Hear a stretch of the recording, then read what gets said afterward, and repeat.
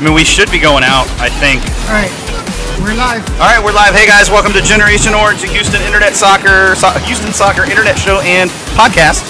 Thank you, Osmar, by the way, who's supposed to be out here at some point. Real quick shout out to a bunch of people who have showed up. We've got all sorts of people here who have come out to support the show and come out to support the U.S. Open Cup final night before party, which is fantastic. Even a couple Texan Army members, which is great. We are appreciative of that. And you'll notice that we have a friend of ours here next to us. And I'm not talking about Eddie Robinson. I'm talking about Justin Finger. What's up? We've got a trader. Sorry, I said friend. I really meant the word was trader. Yeah, I'm a friend of you me can tonight. see he's wearing Philadelphia Union kit. And first of all, the kit is bad enough, but to wear the scarf? Sean, said he bought it because he thought it said dupe, but it actually says poop. There you go. All right, so we've only got Eddie for about 30 minutes, or not even that really. We've got like 20 minutes. So we're going to run through a couple of questions real quick for Eddie. As soon as I can get my Google Drive open. What? Huh? What? You don't remember? That one down. Turn which one? Oh, 5? Yeah. It's down. You don't remember Muted now. No, I don't remember the questions because I typed them up last night in kind of a feverish pitch of trying to get everybody questions. Okay. Okay, so first question for you, Eddie. So actually, I'm going to toss this to Justin first, and then it's going to go to Eddie. So there's plenty of history to back up the notion that USOC actually means something. Yes. But it seems fans struggle to embrace it as an actual championship worth pursuing compared to MLS Cup or Supporter Shield. So first of all, Justin, this is for you.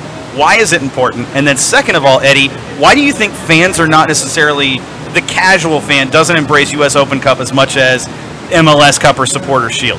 So first of all, we'll go to Justin, then we'll go to Eddie. Can I answer both of them and bounce it to him? Sure, that's fine. Okay, so I think it honestly comes down to MLS as a whole, U.S. Soccer as a whole, and even each individual club. You go to Portland, they play in the U.S. Open Cup, it's sold out. You go to Seattle, it's close to sold out. You go to Atlanta, they pack the place for an Open Cup match.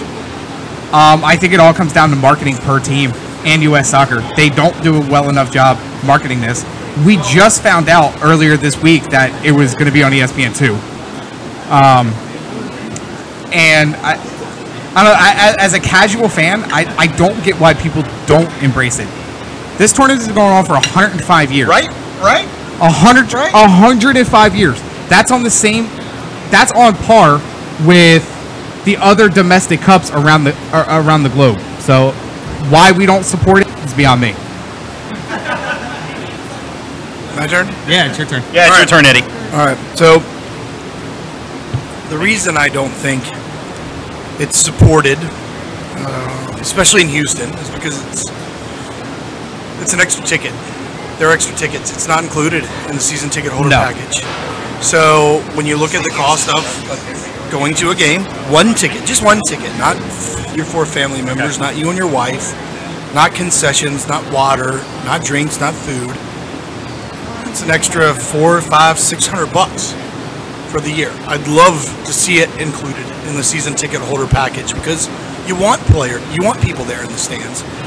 I have never seen, as a player or in my post-playing career, the Dynamo push a game harder than they're pushing this one. They want people there. They want support in the stands. I hope they get it. I'm not in the office every day. I don't know what the ticket sales numbers are.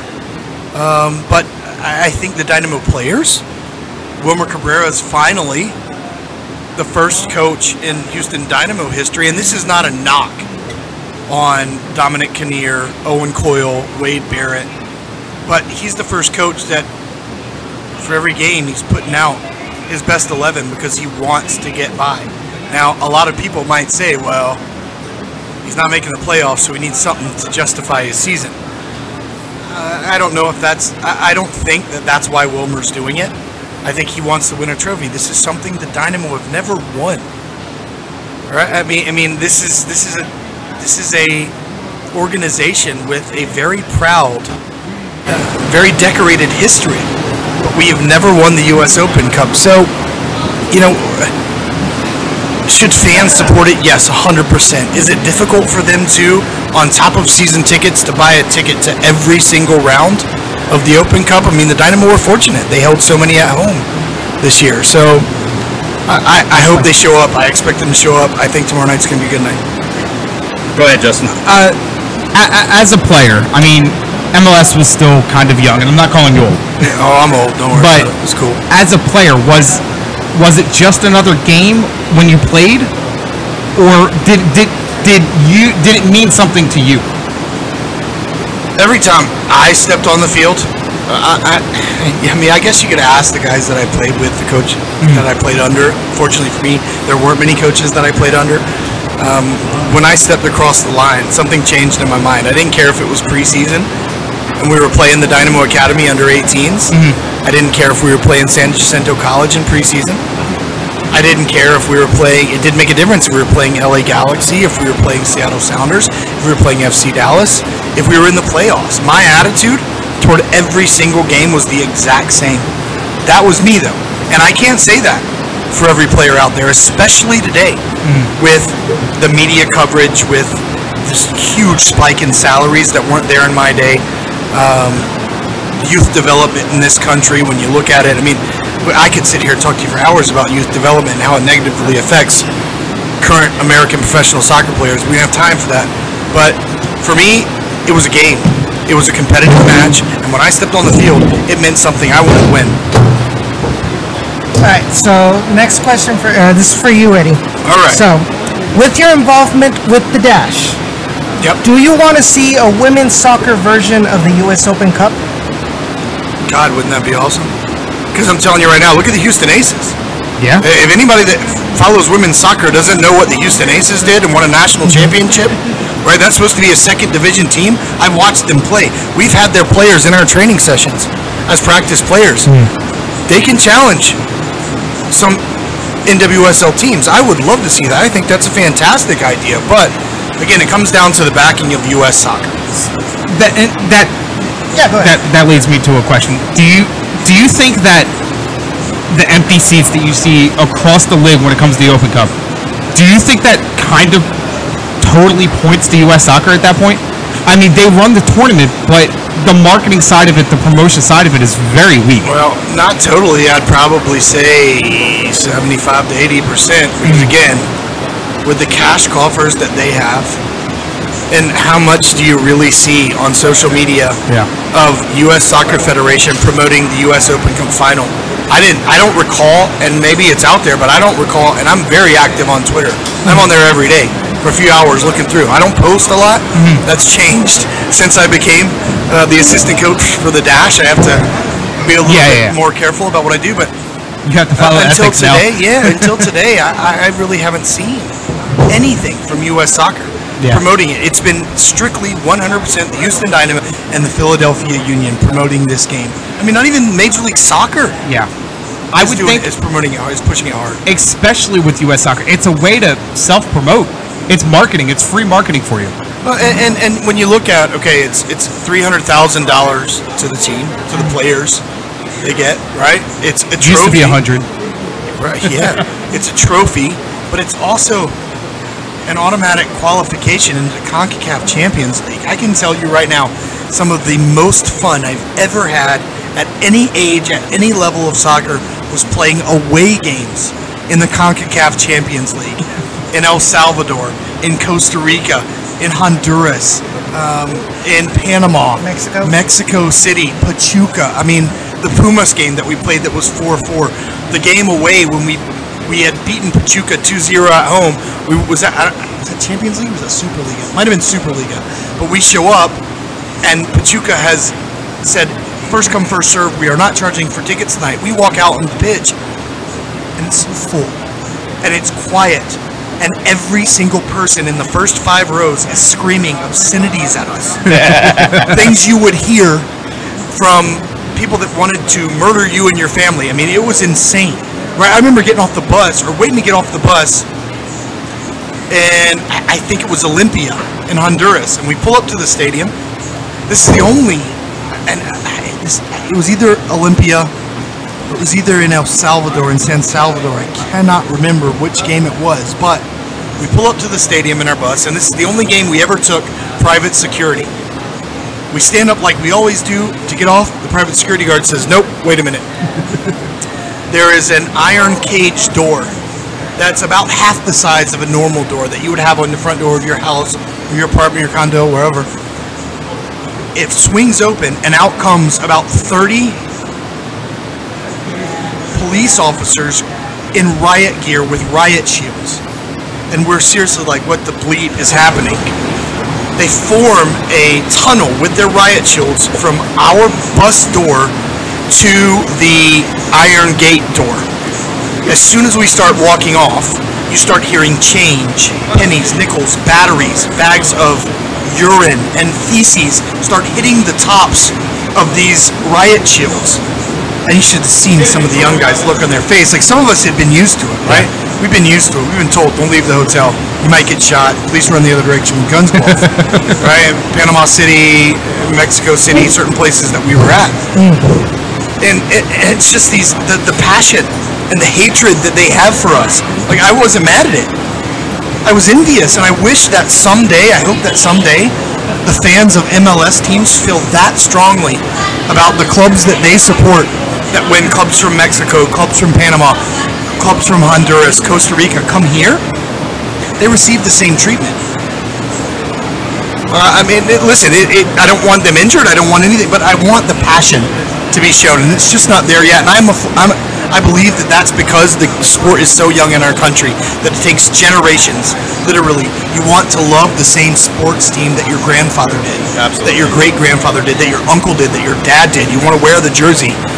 And we're still working on that. Yeah, there's a timeline that takes time to go through in order to get that tradition. Yes, of course, 100%. And I think we're getting closer to that. I really do. You look at what USL announced today with the championship and League One and League Two. That's fantastic. Awesome. Oh, it's another level of fantastic. It's trolling. I mean, it's like proper trolling of MLS. It's like, 100% fantastic. We're coming. And I think what they're doing, and they kind of hinted at, is they're kind of setting themselves up for the capability for promotion relegation. Not that that's necessarily the way that U.S. soccer needs to go. I don't know. I can't speak for everybody, but there's definitely contingency out there that wants to see promotion relegation. 100%. So let me ask you another question.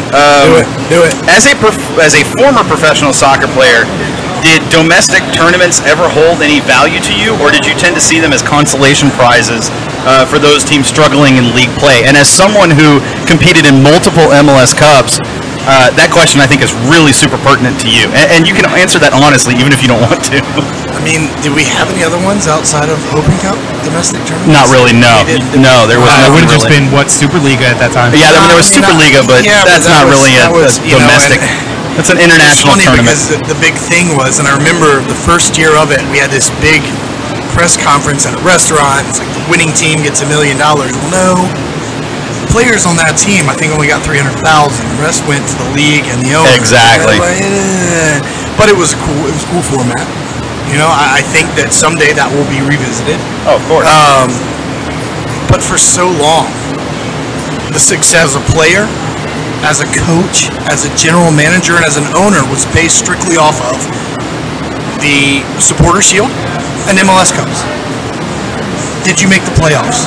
If you didn't make the playoffs, you were crap when there were 10 teams, because 8 of the 10 teams made the playoffs when I first started, right? There were 18 players on the roster. 8 of 10 teams made the playoffs. That was wasn't really, I mean, was it really that big a deal to make the playoffs? No, it wasn't. It was a big deal to win. Yeah. And now, when I look at it, and you look at, 23 teams now, and what is it? So it's top 4, then there's another. I mean, it's different. Yeah. It's just different. Absolutely. It's so much more difficult now to just make the playoffs. So I think the standard of success that you are judged on has changed. Oh, absolutely. It used to be, did you win MLS Cup? Did you win the Supporter Shield? Because there's only 10 teams. Absolutely. Now there's 23 teams. So I think it's a fair line to judge, did you make the playoffs? Yeah, absolutely. I think that's fair. Absolutely. I think that's, and that was kind of what I wanted to know is, in your day, which, let's be honest, was a while ago. Not trying to dig in or anything. I got a good story. Listen, I got a good story. So when I was with San Jose, and Dominic Kinnear was the assistant coach, and Frank Yallop was the head coach, we had a U.S. Open Cup match in Portland. in the same stadium they have now. Yeah. Well, it was still a baseball stadium, but they had that really old AstroTurf that when you fell, dude. it sliced you up. Well, our roster size was 18. Yeah. We had guys injured.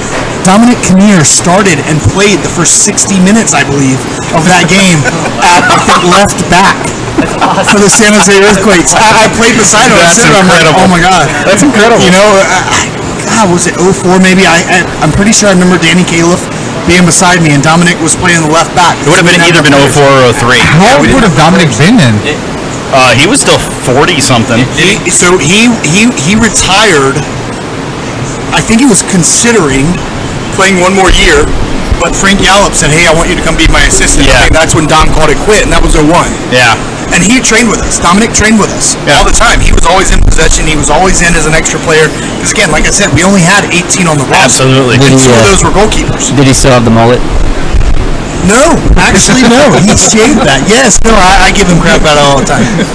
I text him about a week and a half back after Ziggy Schmidt got fired and he was named interim, and I said, "Hey, you think you're going to get that job?" He's like, I don't know. And I said, "Well, if the chance ever opens up, would you come back to Houston?" He's like, "Are you serious?" I'm like, "Yeah, seriously, would you come back to Houston?" He goes, "Probably. My kids love it there. My wife loved it there. I loved it there. So, listen, never say never, huh?" That goes out to Matt Jordan if you're listening. No. That wasn't meant for anyone in particular. Not to put Eddie on the spot, but Whatever. Yes, you did. yeah, I totally did. You're not wrong. So also, just FYI, we're welcoming back Josh Duplantis. Why? From the Peel, as well as Justin Finger from the Peel, Trader. Trader. Yeah, I was gonna say, am I too late to talk trash to this guy? Josh, we needed to balance out his traiterness with someone who's still dedicated to the actual Dynamo. You're dead to me. I will never forget where I'm from. You are so Yeah, you're from a pile of crap. Is where you're from. It's called Delaware, which is not Philly. Just so it's clear. I gave him Hashtag the first state. I gave him crap all year. Delaware or Philly? I gave him crap all year. I'm just last making year. sure it's clear. You're not from It's Philly. not You're a from state. Delaware. I'm not engaging. I'm just eating wings. I gave him crap all That's a year smart man last over year there. because he could name the Dynamo roster from starting positions all the way down to the bench, Absolutely. but he couldn't do the same for the Philly. Well, of course not. Who could? Because there was a revolving door of players. That's what I was going to say. Who could? They were, 33 players deep at the end of the season? They have some consistency this year. All right, so let me ask another question. And Eddie, I don't know how much you actually keep up with MLS, but Philly Union, and Justin, this is kind of towards you as well, they're kind of on a tear right now, and they've been on a tear for the last few weeks. An incredible run of form, to say the least. Do you guys feel the Dynamo have enough in the tank, considering their own recent form, to actually win this final? Good. All right, so yes and yes. The thing that scares me about the Dynamo is this is pretty much all they have left this season. You know, salvage something from the season and get to win the Open Cup. On the flip side of that, this is probably the best form the Union have been in since their beginning. Easy. You're coming off a win where you sat 9 of your 11 regular starters against KC, when all KC had to do was win and clinch a playoff spot, and they failed to. You go to Seattle, and you get 3 points to Seattle, which is extremely hard to do. Union have been there 3 times. It is Hey, wait! Don't be modest about that Seattle win. They snapped a historic winning streak. Yeah. Okay? I'm gonna get into it a little later. Let's be real about that. I honestly though, 90 minutes isn't going to be enough. This easily goes to extra time or PKs, and I can't put my finger on one thing that stands out more. Let me ask you a question then. If this goes to PKs, who do you take in PKs? Andre Blake or Joe Willis? Oh, is that even a question? It is a question. I gotta ask it. Andre Blake, easy. So you're gonna go against the guy who just won it for the Dynamo against LAFC the match before in USOC semis. Yes. The young, inexperienced guy over the big guy who's been there how many times? Look, here, so for me, I agree. Nobody expected Philadelphia to go to Seattle. I was licking my chops thinking the Dynamo just smashed Portland at home. Now they have to go away to Orlando, and they're going to smash them. Well, that was not the case. It was an average, boring game. It really was. It was boring, and there was no energy. And then, again, I'm like, man, I look at the lineup for Philadelphia against Kansas City. I'm like, come on. All right, well, at least they'll lose. Maybe they'll be bummed. No. And they didn't get smashed. It's not like they got luck. They didn't get lucky. They won the game, and they deserved to win the game. So now I look at it. Houston had a great win, and then a really, really average performance against a really, really poor team. So what do I expect? Well, I told Glenn Davis in the post-game show after the Orlando game that this is a cup final. And at any level of professional soccer, whether it's England and Spain, whether it's Major League Soccer, whether it's Azerbaijan, you're playing for a trophy. So you don't need to worry about momentum. You don't need to win 2 games in a row going into it. Oh, fight night, yeah. UFC Fight Night. Oh yeah. The natural sound is turned up too loud. Way too loud. Way too loud on the natural sound. They're gonna work on that, I'm sure. So I actually have a question. Speak louder, Edson. Speak louder. I'm not done yet. Wait. Eddie was on a point here. I'm not done yet. I was just waiting for it to expire. I'll start yelling. I'll yell my answers at you, Edson. You're gonna keep interrupting me. No, look, this is if the Dynamo don't come out 110% absolutely flying, high press, creating chances at home because of all the travel that Philadelphia has had to endure, Absolutely. then I got problems. Yeah. I got problems. I think I'm you're spot on. expecting them to come out and be 110%. If you need motivation to get up for a cup final, this club has never won. Yeah. And something's wrong with you. Absolutely. Maybe you shouldn't be a professional. Yeah, maybe. I expect this team to come out and give goosebumps to the fans that are there. So there's a little bit of unfinished business too, because the last time these two teams met was kind of when our downward spiral began back in July. And That's I a good point. kind of feel like the Dynamo have a little bit of chip on their shoulders, and I hope it doesn't frustrate them during the game because it is against that team. So I mean, this game should be feisty regardless. Who was the ref of that match? It wasn't Greg Uncle, right? No. It was a guy that- Excuse me. It was a guy that had before that match had 4 matches. That's in right. Yeah. MLS. Yeah. Who would you take more, Geiger or Uncle, to ref this match? Grief. I would take Ishmael Elfath. I think the right answer to this. I saw him have one poor game this year, but over the last 2 years, I think he's been the most consistent referee on the field without VAR. Without By VAR. far. Yeah, Without I agree VAR. with you. The amount of just mind-blowingly, ridiculously odd calls that VAR has made in MLS. You just go on the decisions made on the field in real time. I think Ishmael Elfath has been head and shoulders above everyone else. And I think I attribute a little bit of that to how often he's been a VAR official in terms of in the booth. He's been there probably 15 times since the start of the season, and I think that gives him that extra perspective to understand what's going on in the booth from that perspective. But I also think he kind of has that. I feel like just based on watching him, that he also makes a lot of decisions in the moment a lot faster than a lot of officials make. Like he's willing to accept that, and you've mentioned this before, sometimes a foul isn't quite what you think it is in real time. Oh, yeah. Sometimes it's the result of just the way players are going into each other. I held my hand up against Orlando the other night when Ramel Kyoto ran through and knocked the ball out of the hands of Griswin, the young goalkeeper. Yeah. All the angles that we saw, even on the replays, it looked like, for me, It was I thought clean. it was soft. Then at halftime, we saw a replay we didn't get to see in the run of play. Yep. And that, for me, said, you know what, that was an He hit the ball infraction. out of his hand, and that was the It wasn't a foul, difference. but it was an infraction. Exactly. And that made it clear for me. Yep. So, listen, I'm more than happy to raise my hand and say, you know what, I made a mistake, but I wish that pro I wish referees more would do that referees more. would do that I wish they right would. there. I wish they would. But given that, listen, I love giving referees credit. I do it when credit is due. When they make good decisions, when they work together as a team, like that's my favorite, is to see the referee make a call, or before he makes a call, consult with his fourth, consult with one of his ARs. Absolutely. And then make the decision. And we've talked about that before. We've Really? talked about that Love it. before with you. Love it. So final question for you, Eddie, and then you'll be done with us for a while. The front three of the Dynamo, Kyoto, Morrow, and Elise, we have to expect that they're going to be the front three tomorrow. They've struggled a bit recently, and I'm curious if you think they can figure it out tomorrow night, or if you think other players have to step up instead. Memo. I look at the Portland game, and none of them struggled in that game, did they? Absolutely. Right, and for me, especially in the second half, it looked like Portland got tired. Yeah. And then after that third goal, they just gave up. Or even the SKC USOC match where they went 4 goals. I mean, just the power and the pace.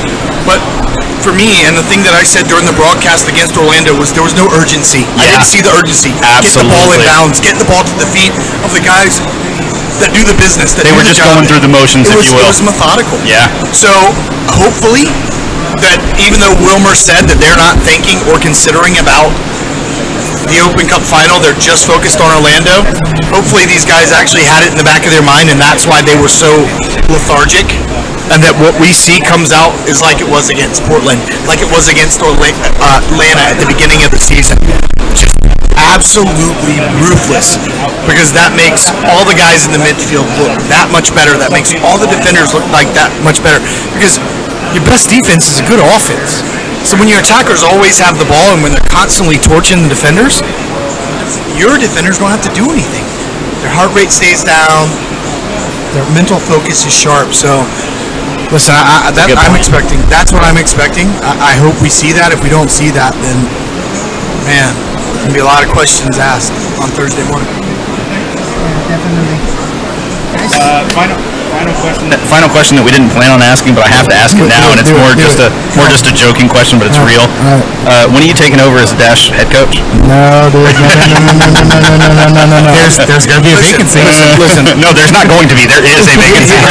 My honest answer, and people And you have gave it asked to me us on the this. phone a couple weeks ago. People have asked me this. I'm not qualified for Yeah. that position. And I wouldn't take it. It could be offered to me, and I don't care how much money that they offered. It wouldn't be fair to the players. It wouldn't be fair to the club. It wouldn't be fair to the fans.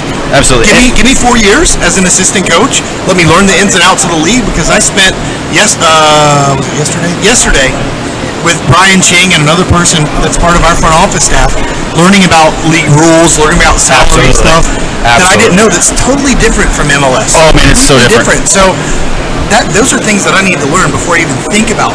And I have to feel like applying for a job. Yeah, and I have to feel like players appreciate that you understand your limitations, and that you're willing to even publicly go on the record and say, look, I'm not ready for that. Yeah. I have to think that players appreciate that, and I hope whomever they bring in is someone that players can embrace as the future, the one to take us into the next step. Yeah. I do hope, honestly, that you're the one that takes us beyond that step, but I do hope that there's maybe a 2 to 3 year window where we have another coach that helps us be that stopgap to kind of take us to you, because honestly, you look at how the players have played, and I'm not trying to build you up or anything, but the way the team changed when you came on board, there's no question the team changed, and whether that's due to you or not, There's so many variables. of course. From But that point. but I'll say this. Look, listen. I love the job that I have. I love being that part, being the assistant coach. You get to be the good guy, right? The coach has to be hard. The coach has to be honest. You can be a little bit softer. You can be almost like You can be their friends. You can be their friends. You can. But I'm going to tell you this, and I told this to Brian Ching today. He's the one. Him and Chris Canetti are making the final decision on the next head coach. And I said, "You're not going to make that next head coach keep me on, are you?" He goes, "Well." And I stopped him. And I said, "That wouldn't be fair. That wouldn't be the way to start a new relationship with a head coach." Absolutely. I said, "I'd appreciate it if you put in a good word for me. I would love to stay on. But if the next coach thinks that there are others that are better, Qualified, more suited. well equipped, Yeah. then I'm going to hold my hands up and say thank you. I appreciate the time that you've given me, and I'm going to move on. But I would love to stay on with the Dash. I enjoyed it. I enjoy the players. I enjoy the organization. We'll see what happens." Absolutely agreed. Justin, do you have anything? All right. No, so, and I mean, like I said, I mean, the key to me when I look at it is, and like you said, there's a lot of variables, and I get that, but at the same time, there's no question that the team played better once you come on. Whether that's due to you or not, it doesn't matter. It still is a reflection of what took place, regardless of everything else. So I have to take it for what it's worth. And I wanted to say that with you on the air, just so you know you have our support. You do have our support. I get it. You're not ready for a head coach. I get that. I understand that. if you're offered the opportunity, I hope you take it because I do think you are ready, whether you feel like it or not. I would turn it down. If honestly, So I'm just throwing that out there, Brian Ching. If you're listening, we are at Pitch 25, your bar. So if you are listening, if you do want to offer Eddie Robinson, he did say he wouldn't turn it down. But no, seriously, we would back it. And we do think that regardless of the experience, I think that's only part of the equation. I think there's a lot of other variables in there that have to be taken into account. But with that said, Eddie, we want to let you go because we know that you want to go eat food. Although you've been chowing down his wings over there pretty hardcore. So you're good to go, and we're going to continue. Eddie, thank you for joining us. Where can they follow you on Twitter? And then also, number 2, where can they find the next food truck tour thing, whatever you guys are calling this? Eddie Robinson 2, no underscore on Twitter, no underscores, just Eddie Robinson, the number 2 on Twitter, has a link to my Instagram, which is nothing but food. Yes, it is. A little bit of children, mostly yes, food. It is. Don't look at it if it's you're the greatest thing during the day when I haven't eaten lunch and I pull up and there's Eddie's dinner from the night before. I've been debating, because obviously last year, and you were a lot, we did a burger tour. Oh, absolutely. We recently did Nacho. Oh, that was fantastic. Which is fantastic. Oh, man. It's been brought up that maybe we should do either a Tex-Mex or a Mexican tour. Switch it up a little bit. God, man, I'm honestly, I'm having a hard time trying to figure it out right now. And to be honest with you, I'm trying to do a lot of work with the Dash for off season because there's a roster to be built. There's drafts to worry about. There's drafts where there's salary caps to be worried Oh, about. yeah. There's a lot of stuff. Free agents, everything else. When I do it, I want it to be done at a really, really awesome spot when a lot of people for can sure. come. I'm not just going to throw it out there to the not 4 people. No, listen, it's not over. I don't know what I'm going to do next, but as I always say, the people that show up get to choose the next spot.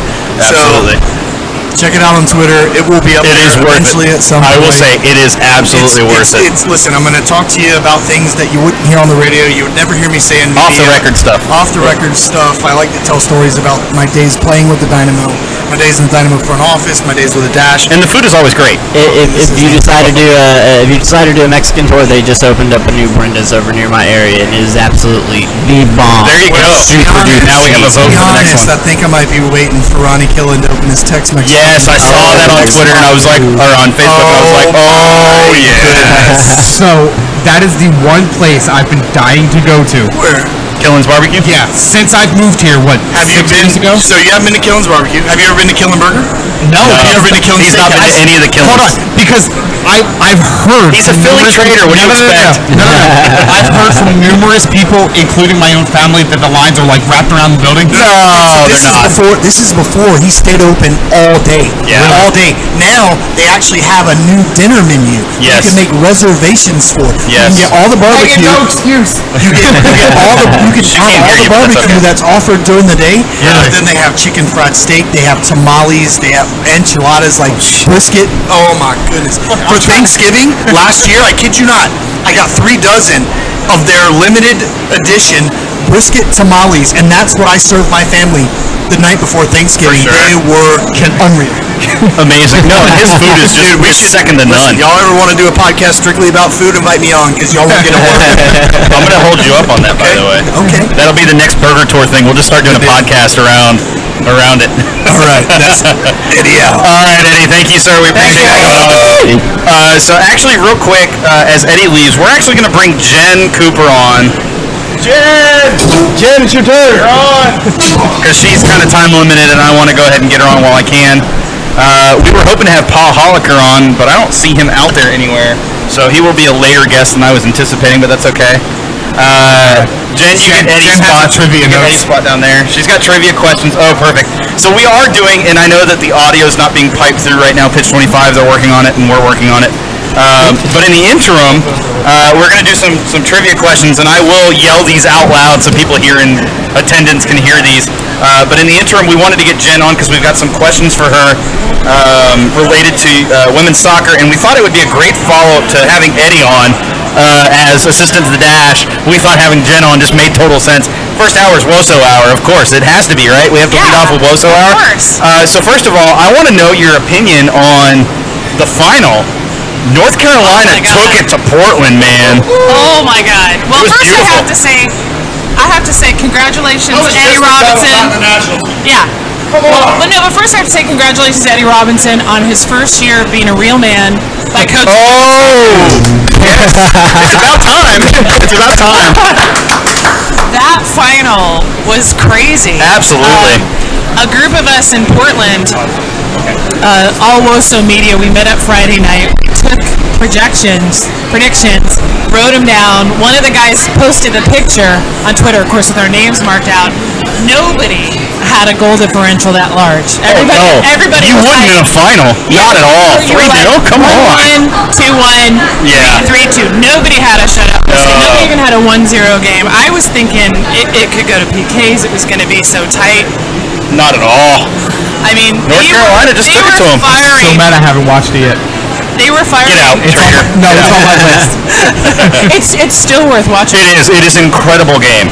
And I have to say, when we're speaking of players that should be on the national team, Adriana France, who keeps getting like that call up, but she still hasn't been capped. Yep. Without her, Portland could have gone into the locker room down 4-0. 5-0. Easily 5-0. It was crazy. And But I have to give props to Portland, one, for scratching out that end of the season, and that I mean that in a more complimentary way, that they came into the final game of the regular season and they had to win against a team that beat them twice if they wanted to host the semifinal. Yep. They came from behind to win so they could host the semifinal. Absolutely. And then for the semifinal a week later, they came from behind to get into the final. So maybe they just didn't have, just the last little bit left. Yeah. Because they didn't play poorly. They weren't steamrolled. No. This is just a good team being beaten by an excellent team that had the best day they've had all season. And not only that, but they've been consistently the best team throughout the entire season in NWSL. Except if you go back and look at that semifinal, which, Justin, I understand if you don't want to watch the semifinal. The semifinal of North Carolina, Chicago. Yeah. Carolina was not having a good match. No. But they made it happen. It's a deep enough team, a smart enough team. They're going to find a way to make it happen. So speaking of deep enough team, there's a lot of players from former players from the Dash that were part of this championship final. You had Andresina from Portland. You had Megan Klingenberg from Portland. You also had Carter Recaro from North Carolina. And most importantly, Denise O'Sullivan. And Jessica McDonald, who scored two of those goals for North Carolina against Portland. So you had 5-6 players from the former players from the Dash and they've only been in the league 3 years, that are playing in a final and proving to be huge players. And it was announced today that Denise O'Sullivan was the NWSL MVP for this season. And so the question I have for you, barring all of that, is do you feel like the Dash maybe gave up on these players too soon in attempting to try to land quote-unquote superstars that didn't ultimately pan out for this team? Because it's clear on this team now, you don't have necessarily the U.S. Women's National Team stars, but you have like a Sophia Huerta or a Kaylee O'Hai. But that's absolutely. Well, all of those players, you can't put all those players in one category. One, when we traded Megan Klingenberg, she wanted to go. No, she didn't want to go. Oh, okay. She didn't want to go. We had to trade her because we were going into an expansion draft. Right. You can only protect 2 national teamers. Absolutely. So if we didn't trade her, we would get 0. Absolutely. So by trading her, we got players. At least something back in return. Yeah. So you can't go, we gave up Megan Klingenberg. Well, our other choices were at the time Morgan Bryan or Carly Lloyd. And which ultimately we traded away anyways. But at that time, it was that decision. Yeah, but Sean, don't frame this the way that you look at a lot of men's soccer, because this league is still so young. It is The rosters are still so small that you can't. This is the end of its 6th season. You can't say, oh my God. Decisions can't be made in a vacuum. There's a lot to decide. Yeah, that a lot of times, I saw this happen several times with Randy. His back was against the wall that this player got injured, so unless I trade to get someone to replace them, we're kind of screwed. Absolutely. I don't think he was keen to trade Jessica McDonald so much as her game here, because of the heat, she really tended to wilt the last 10 or 15. Yeah, she would get about 75 in, and that would be about the extent of it. And I don't think she fit with his style of play. Well, and keep in mind, North Carolina inherited Western New York Flash's roster. Absolutely. So it's not like they've only been in the league 2 2 Of years. course, yeah, it's really very like 5 or much 6. like, as we know, in 2006, Yeah. we inherited the best team in Even MLS. if we didn't inherit their history. Yeah. Yeah. You know, so I don't consider those players as players that the Dash lost. To me, I think of players that the Dash lost as Denise and Andressinha? Andressinha, with the other Brazilians out of the picture, Yeah. I'm pretty sure she wanted to be somewhere else. That makes sense. You know, it was a hard loss for us to swallow. Yeah. Edson was smitten, and so it was really hard for him to accept and that I loss. loved having her, but I feel like I was surprised that Portland subbed her in the final because they barely used her all year. Oh, yeah. Whereas, to me, the prime example is really Denise O'Sullivan. Yes. A player who we knew was talented, who before Randy was fired was getting decent minutes and earning assists and proving her worth, who had come in at the get-go with a great attitude. Okay, get this, in 1 week, she signs her first professional contract in America. Her father passes away, and she's named Ireland's International Footballer of the Year. Yes. You know, so she had a pretty The tough, up and down roller coaster, to say the least. But she came in. She knew she was smaller. She's like, "What do I need to do? How do I bulk up?" She had seen Stephanie Roach, the only other Irish player in this league, come in and fail very quickly. Well, So there was one other one, wasn't there, that played for the Dash? That's what I'm saying. That's Stephanie Roach. Oh, that was Stephanie Roach. Yeah, she had Okay, seen right. Roach come in and fail quickly. So she's not being played. I mean, it was crazy that middle of that last summer, like she wasn't even making the 18. No. And she finally said, "Hey, if you're not going to use me, waive me so Yeah. I can go home, get some minutes, continue to Absolutely. compete to be on the Irish national team." North Carolina picks her up, which I'm sure initially she was upset about because she wanted to go home. But I'm sure she's happy now. She's very happy now. And, you know, she got her first goal for North Carolina in the playoffs last year, the game winner against Chicago. Yeah. I love seeing that she was voted MVP for their team, and that's only by the players voting. And I talked to their PR guy in Portland, and he said he instituted that because it's been done in a lot of teams he's run in the past. And when he was counting the votes, that he was like, wow. Yeah. It's Denise. Well, when you think of who they have on that team, and he said he took it to Paul Riley, and Paul Riley's like, wow, there's so many other players too, but no, that's right. It's kind of like here with the Dynamo. You know, their team MVP last season was Juan David Cabezas, and this season he's out, and you see the impact that's had on the team. Right. They've struggled tremendously with him out, and so I feel like, you know, that's kind of how, I would have never considered Cabezas to be team MVP last season because of how well other players played in terms of the attack. But then as I took a step back after that was announced, I started to realize how much he meant to this team, and then this season just proved why he's such a linchpin to this team. So I feel like the same is true with Denise. Like, the players understand who those players are that are your team leaders, even if they're not necessarily the vocal leaders, even if they're not necessarily the public figureheads that are out there giving the interviews that are saying, oh man, we're going to beat this team, or yeah, we're not going to sit down and we're not going to roll over type things. You know, that they don't have to be that vocal public figure, but in the locker room, the players understand the value and importance of these particular players, not only for where they play, but for how they play and what they bring to the team and what they bring to the field. And they're the kind of player, and I can say this as a stat person, they normally don't have stats that make you think much. No, they're that you don't see much on the stat They're that sheet. behind the scenes. I did see this amazing stat. Denise O'Sullivan in the semifinal of all the players on the team, she had the most tackles. The smallest, skinniest, lightest player on the team had the most tackles of all the North Carolina players. Yep. So she can bring it. And then I do want to talk about Carrie Recaro. That stunned me when, one, not only she wasn't signed for this season, Yep. Because she was a player we had traded to get those draft picks. She was our number 5 draft pick, Absolutely. right ahead of Rachel Daly in 2016. You know, played 2 U20 World Cups, played at Notre Dame. You know, solid player. Like, okay, if she doesn't fit your system, I get that. Much like Jess McDonald. Hey, let's get her somewhere where she works better, and let's get something that works better here. But they didn't even trade her. I have no idea if they tried to trade her, but they didn't. There was no known attempt for her to get.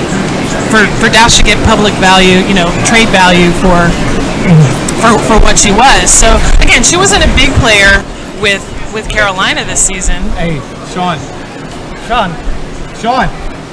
It all went out. It all went out. Can't hear anything. One more time. How about now? One more time. Not now. How about now? Not now. Hold on now. Not now. You can't hear anything. I didn't change anything.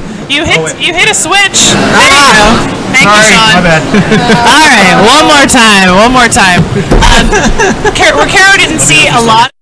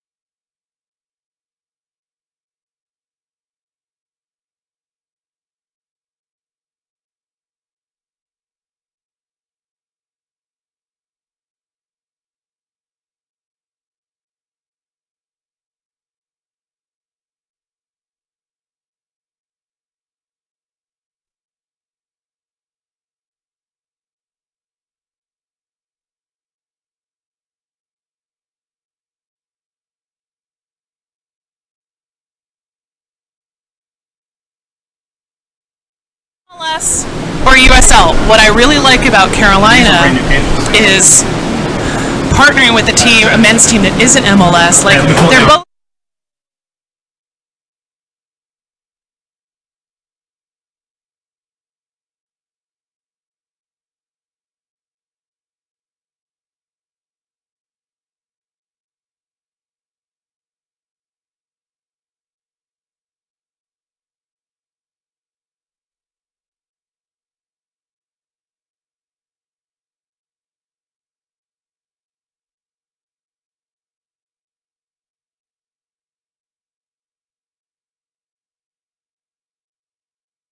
Yeah, it's a great venue. Intimate. They've had some good crowds. They basically would have had a sellout crowd at the playoff if it hadn't had been moved because of the hurricane.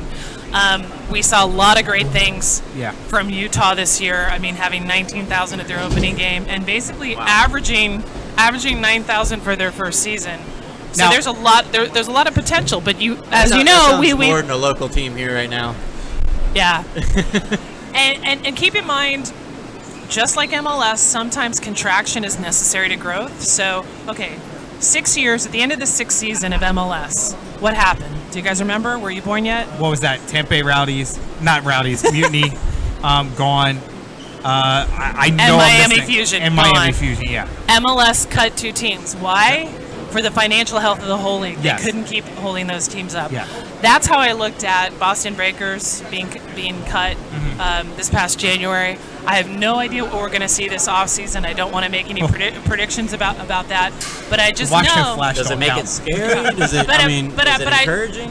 Well, I just know that behind the scenes there are a lot of groups that are actively talking to NWSL. I think the holdup is we don't have a freaking commissioner that's regularly sharing publicly in an authoritative kind of way that, hey, this is what's going on. So and make it clear, I don't blame Amanda Duffy for any of this. Yes. I blame the powers that be behind her that are restricting her from doing her job. So I'm going to throw this question to you that I threw before. Okay.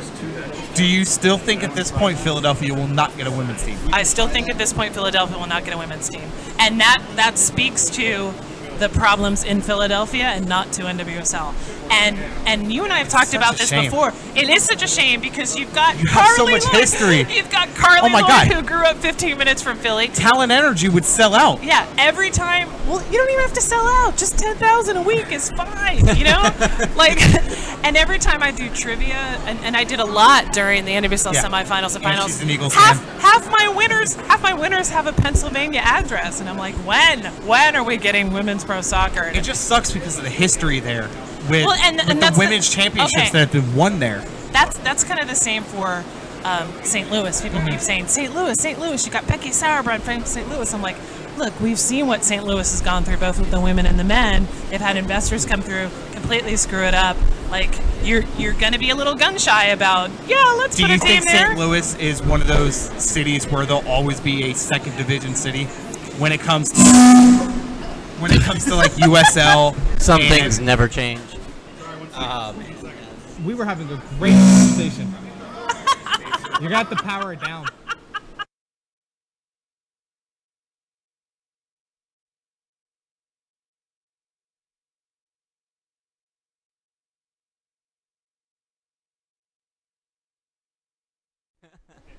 Oh, that's better. Wow. Wow.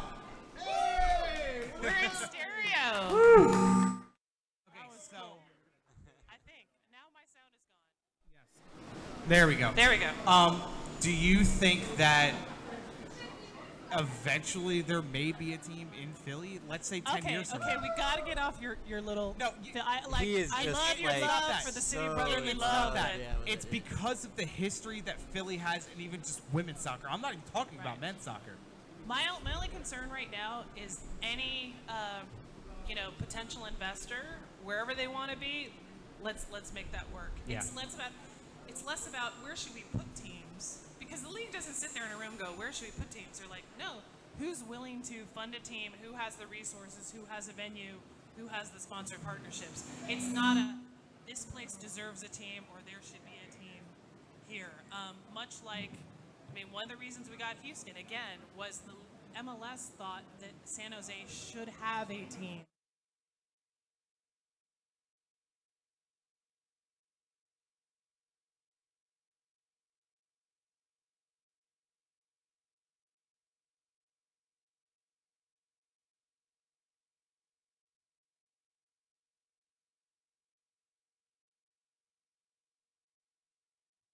I guess I'm in charge of getting this conversation rolling. Keep it going. Keep it going. No, you're good. You're good. So we are rolling into Women's World Cup qualifying. Yes, CONCACAF, yes. Was that next month? October 4th through the 17th? Yes. So, how do you see the U.S.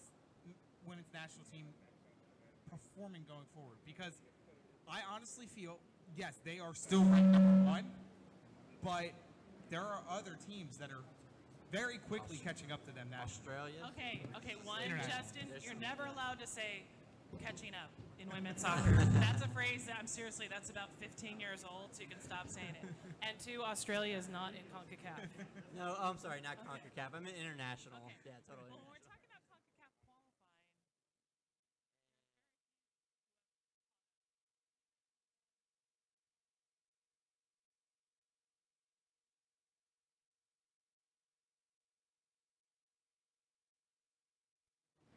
Okay.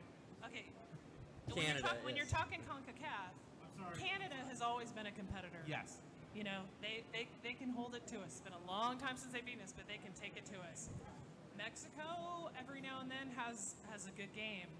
Other than that, there's CONCACAF doesn't challenge us enough. And that's why our schedule leading up to this year has been against as many competitive teams as possible. Tournament of Nations, she believes, because you're not going to get challenging games out of CONCACAF. Then that leads me to my next question. With the start recently with the Mexican Women's National, or The Women's league. Next League, excuse me, how soon until we see a, I don't want to say result. The payoff. The payoff with the Mexican Women's National. I think it'll explode for them in 2023. And the reason I say that is right now that league is a U23 league. Each team is allowed 2 overage players. So it's meant as a developmental league. And when I saw the Mexico U20s play this spring at A&M, I talked to their coach. I was like, hey, and these players were great. I was like, how are you going to integrate any of these players with the senior team? And he's like, not really yet. Like, their focus was, here's the team for the U20 Women's World Cup, and here's our base for the 2023 Women's World Cup. So I don't think you're going to see a huge difference next summer, though Mexico is, they're more and more competitive. But I think the payoff for having established a women's league in Mexico will really show in 2023. When's the next Olympics? 2020? 2020 in Tokyo. 2020. Do you think that's when we may have a better understanding of the Mexican national team at that point? Depends on how their plan goes, because one of the things that I really respect about the FMF is they have like a 10-year plan for everything. So it's not like somebody has to. Yeah, well, no, but it's not like we're just going to get through this tournament. So Yes. I love talking to Chris Cuellar about the U20s, and he's like, all right, so I'm focusing on here's my base for this. I'm looking at 2023 for this. I'm sure I see the Olympics as a bonus, because since the Olympics is a much smaller tournament, you don't have as many teams go. You only have 2 CONCACAF teams go, so they can't guarantee that they would go. Since Sean, I know, is still busy. So I have a quick HEB part. we can hear ourselves on the stream. Okay, that's good. All right. So my question is, so Sofia Huerta as a midseason acquisition was a brilliant move and clearly set the team on the right path forward. Do you believe that she is a must-have piece on this roster moving forward, or do you feel that the approach must be anyone that is available if the right trade comes along? She's a must piece. If we lose her for 2019, we take 5 huge steps back. That being said, you look at all of our acquisitions this year, starting with Alicia Chapman.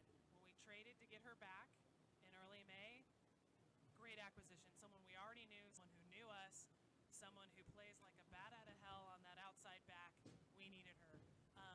Getting a real center back in Clara Polkinghorn. Getting Sofia Huerta, and the surprise of Taylor Camo, who hadn't necessarily been a name, but wow, they changed defensively the whole dash, and you guys saw what the rest of that season was. Now, I want to be clear. I don't believe that this is the best dash season ever. There were still a lot of issues when you can beat up on the 2 bottom teams in the standings and fade against anybody else. That's not really a great look. But I feel like we made incredible progress, probably the best season we've ever had in terms of player acquisition, starting with that acquisition of Chapman in May. It's got to be successful getting the first ever win, though, against Seattle. Oh, yeah, but you have to put an Yeah. asterisk by that, because Megan Rapinoe didn't play. Yeah, Touche on it. That's the kind of thing. I was actually It was more excited. 50-50 on it. Yeah, when we tied Utah earlier in the season 0-0, I was like, that's the first time we've earned a point against a team coached by Laura Harvey.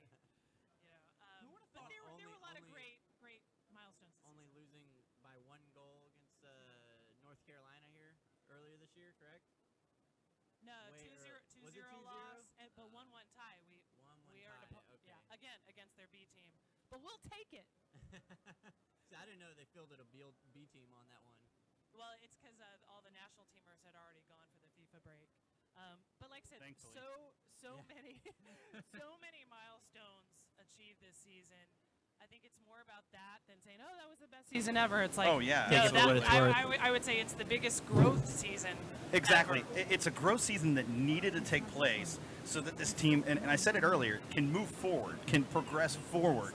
It's, we had our first 3.5 seasons. This is now 4th season, right, if I'm not mistaken? And the 4th season. So this is the 4th season. We've had our 4 seasons. No, 5. Oh my gosh. Is it 5th 14, season 15, already? 16, 17, 18. Yeah. Oh my goodness, it doesn't We feel can't like 5. count. Sorry. It Yeah. doesn't feel like 5. But either way, it's our end of our 5th season. It's time that we make that progression from being the little sister on the block to being the big sister. And that's a great analogy, because that's what it felt like when we started making those trades. I was like, these are like real team trades. These are like great smart trades, and you could see the difference. And that core of Sofia Huerta, Kealia Ohai, Rachel Daly, who had a breakout season as opposed to just a strong season. Breakout season for sure. So much potential there. And Amber Brooks, who is now the leader for consecutive minutes played in the league. Every minute of 2018, every minute of 2017, and tail end of 2016. And she's not even playing her natural position. No, she's not. But she looks phenomenal where she's playing. So we say it's not her natural position, but at some point, does that become her natural position when she's playing that well? I mean. And then this was the first season that I felt that there were players on the bench that should have been on the field. Absolutely. Where the previous season, I'm like, oh, this 11 is good. I hope we don't need any subs. Absolutely. Here, it's like, why can't we get Savannah Jordan on the field? Why can't we get Michelle Prince on the field? That's a great Haley problem Hansen, to have. I mean, that was the thing. I looked at the depth this season compared to the first 4. And it was like I looked at the depth and I go, these ladies could be starting on other clubs. Maybe not necessarily your Seattle or whatever at their exact positions, but they're good enough to at least compete for those positions. It's a challenging roster, And that is the difference to me coming into this season than we had, or not really coming in, but by the midpoint of this season than we've had in the past seasons, where it was like, okay, these players might compete for a backup slot. Now it's like these players would compete for a starting slot on most teams. Not necessarily every team and not necessarily every position. You can see how long it took to recover in a way from being an expansion team. Absolutely. Where the only talent you had available to you was, here's, a few players, Federation subsidized players that aren't the big names, and the expansion draft. And then you pick those players from the expansion draft. You can't trade those because everyone already gave them away. You have no trade pieces. You're late in the game signing international players. So you can see that's part of the struggle. Now, Orlando is having a similar part of that. They did make the playoffs last year, but I think a lot of their struggles is, in a way, they're still paying off all the pieces they had to trade to get Alex Morgan the original season. For sure. They've never had much of a draft pick. They gave away their expansion draft picks. So before Justin asks this question, all right, guys, so you guys that are here in attendance, this is your opportunity. We're doing a giveaway. We're doing a giveaway that's based on a trivia question, and Jen, thankfully, willingly scribbled these together very quickly. And we do have prizes. She has them, but we do have prizes. Let's do the hat for this one. Okay. This is a good question. So the first person, for those in attendance, not those streaming live, but those in attendance, you should always come when we have a live show, just so that's clear. For those in attendance, if you can tell me, and tell me means you have to come up to the stage and wait right there and raise your hand. Everybody but Cisco. No, Cisco's allowed. Cisco's allowed for at least the first couple. Once he gets a prize, he's done.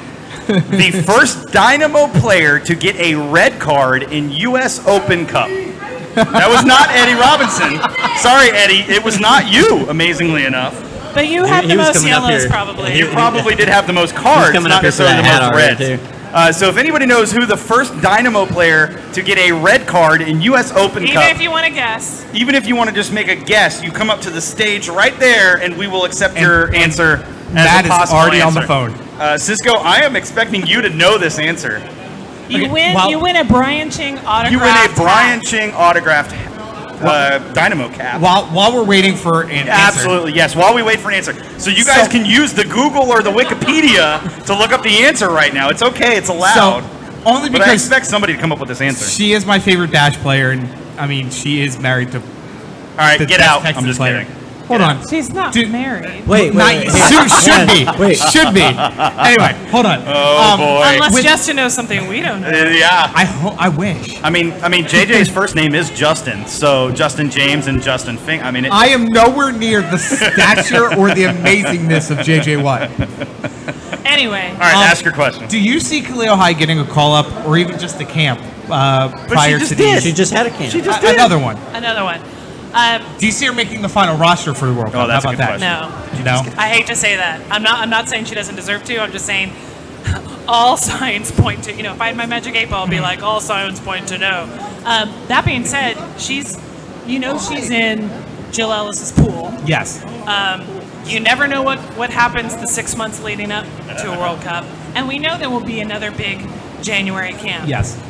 There's no reason that she shouldn't be in those matches. There's no reason that she shouldn't have been in the games against Chile, where it's like hey, Carly Lloyd doesn't need cap number 257. Right. She could rest a can, Right. save herself for the Women's World Cup. Hey, let's see what Kaylia can do. Let's see what Jessica McDonald can do. Hello. Do you chalk this season up to her with her 5 goals? Just feeling out her knee after having a major injury like that? But you can't look at Kay just for goals because she's a great Correct. person on the assist She's a team. threat, and too. she had several She's assists. an absolute threat that pulls defenders away from other And I'm players. glad that her return was kind of slow and steady because given the kind of hectic schedule of this league, you don't need to rush that. Yeah. And hey, you know, when you're on a team that actually has that much firepower, and it's so awesome to say that about the Dash, that they had a lot of firepower. Hey, as long as somebody's scoring, you know, you're doing well. But she's not just about her goals. She's also about the assists. She's also that kind of team player, come back and help on defense. And I love having seen the last 5 years, seen her evolution as a leader. Yes. I remember talking to her at the end of the first season, and she said that, you know, without Ella Masser and Erin McLeod, she would not have been able to make it through that season, to have somebody show her what it was like to be a veteran and go through that season. And now she's that player for the younger players. And we had so many young players on the team. Yeah, she's that veteran presence now at this point, and it shows too, because you know when she's on the pitch, I feel like the team, you know, she's one of those players that the team tends to rally around a little bit, so to speak. Yeah. You know, when she's on the pitch, and I mean, she's and the I think only you original need those left. players. Oh yeah, I mean, only one. Bianca Henninger is an original too, But she left it for a while, you know, for a year. briefly, No, not No, for it a wasn't whole a year. It was like a couple months. But it's still it's like, but Kate's played every year. Exactly. She's your minutes leader, goals, Exactly. assists, Yeah. offside leader. She's the starter that's been around Yeah. since the beginning, if you will. Yeah. Okay. All right. One more. One more question, and then we need to break. Yes. Okay. The next one being Jane Campbell. Is she from here on out, do you think the penciled in starter for the women's national team? Or do you still think she has to grow? She had a pretty tough year. We know she's incredibly talented. We know she can be that U.S. national team keeper. She's got to turn the corner. Yeah. When I go back and look at some of the games where it's like some of the goals they gave up, it's like you can't give up that goal and be in consideration for the national team. That being said, we know she's in the pool, so you know it's hers to chase. I think it'll be a challenge for this World Cup for 2019, given that you see Jill's leaning towards Ashlyn, Alyssa, and Adriana Franch, maybe Abby Smith, but I think it's hers for the taking. It is. It's hers to lose, if you will. Yeah. Yeah, absolutely. But Jen, but no one's penciled in.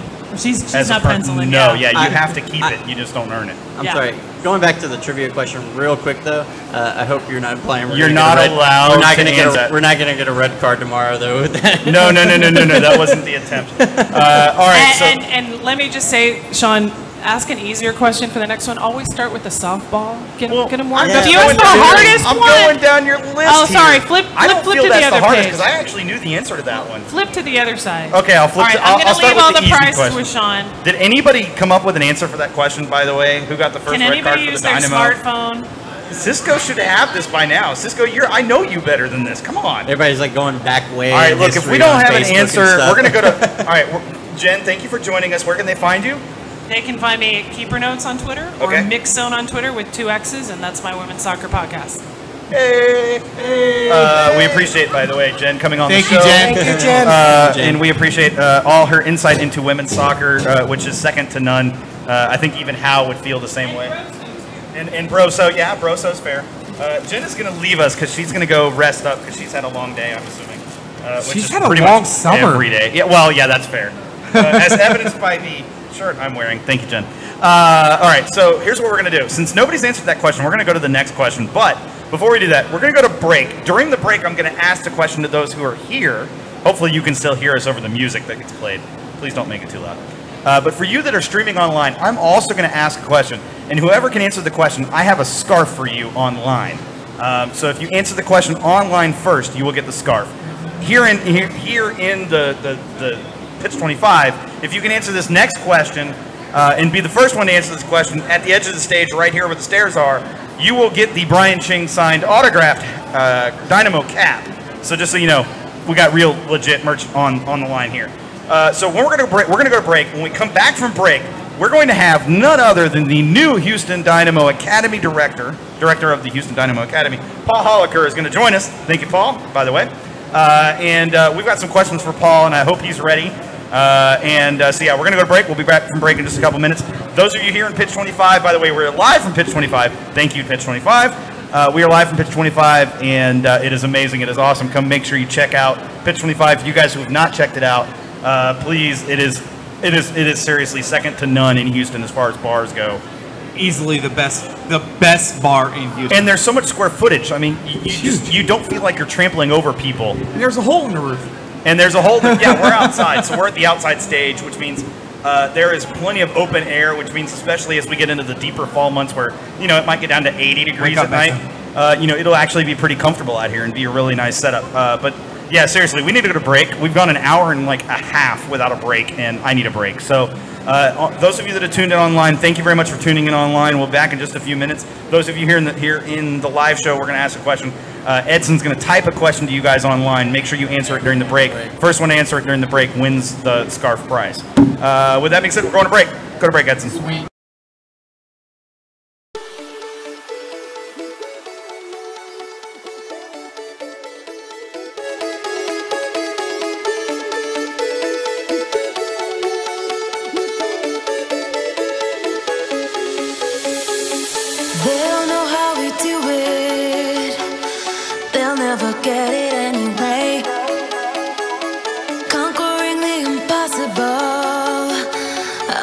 Smile on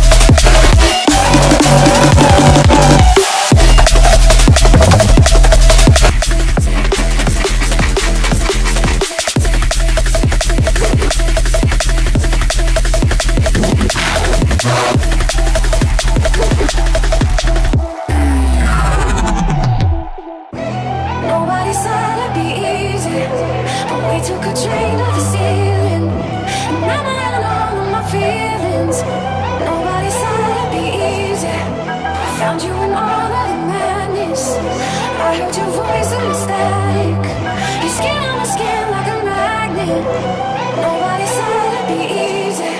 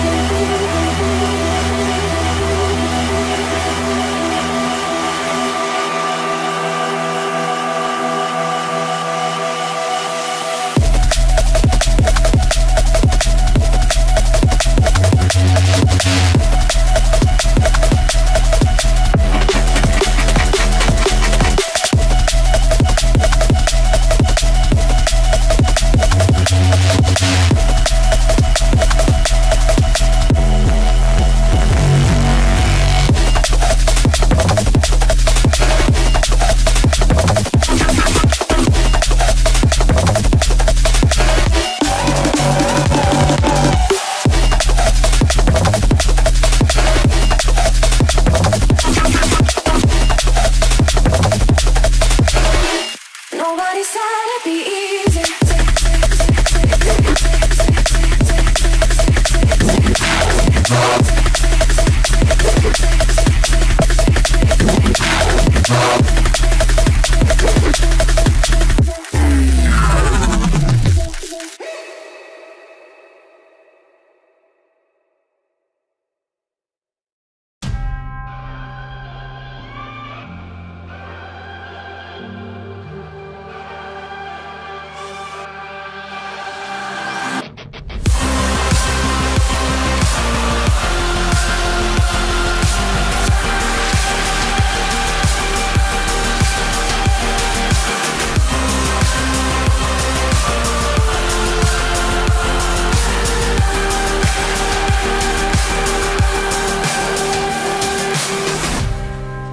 Giving me more than whispers in the dark.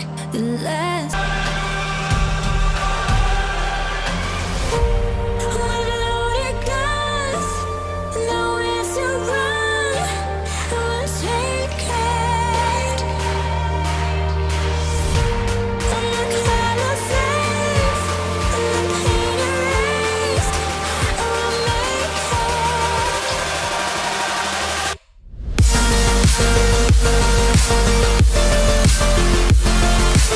it.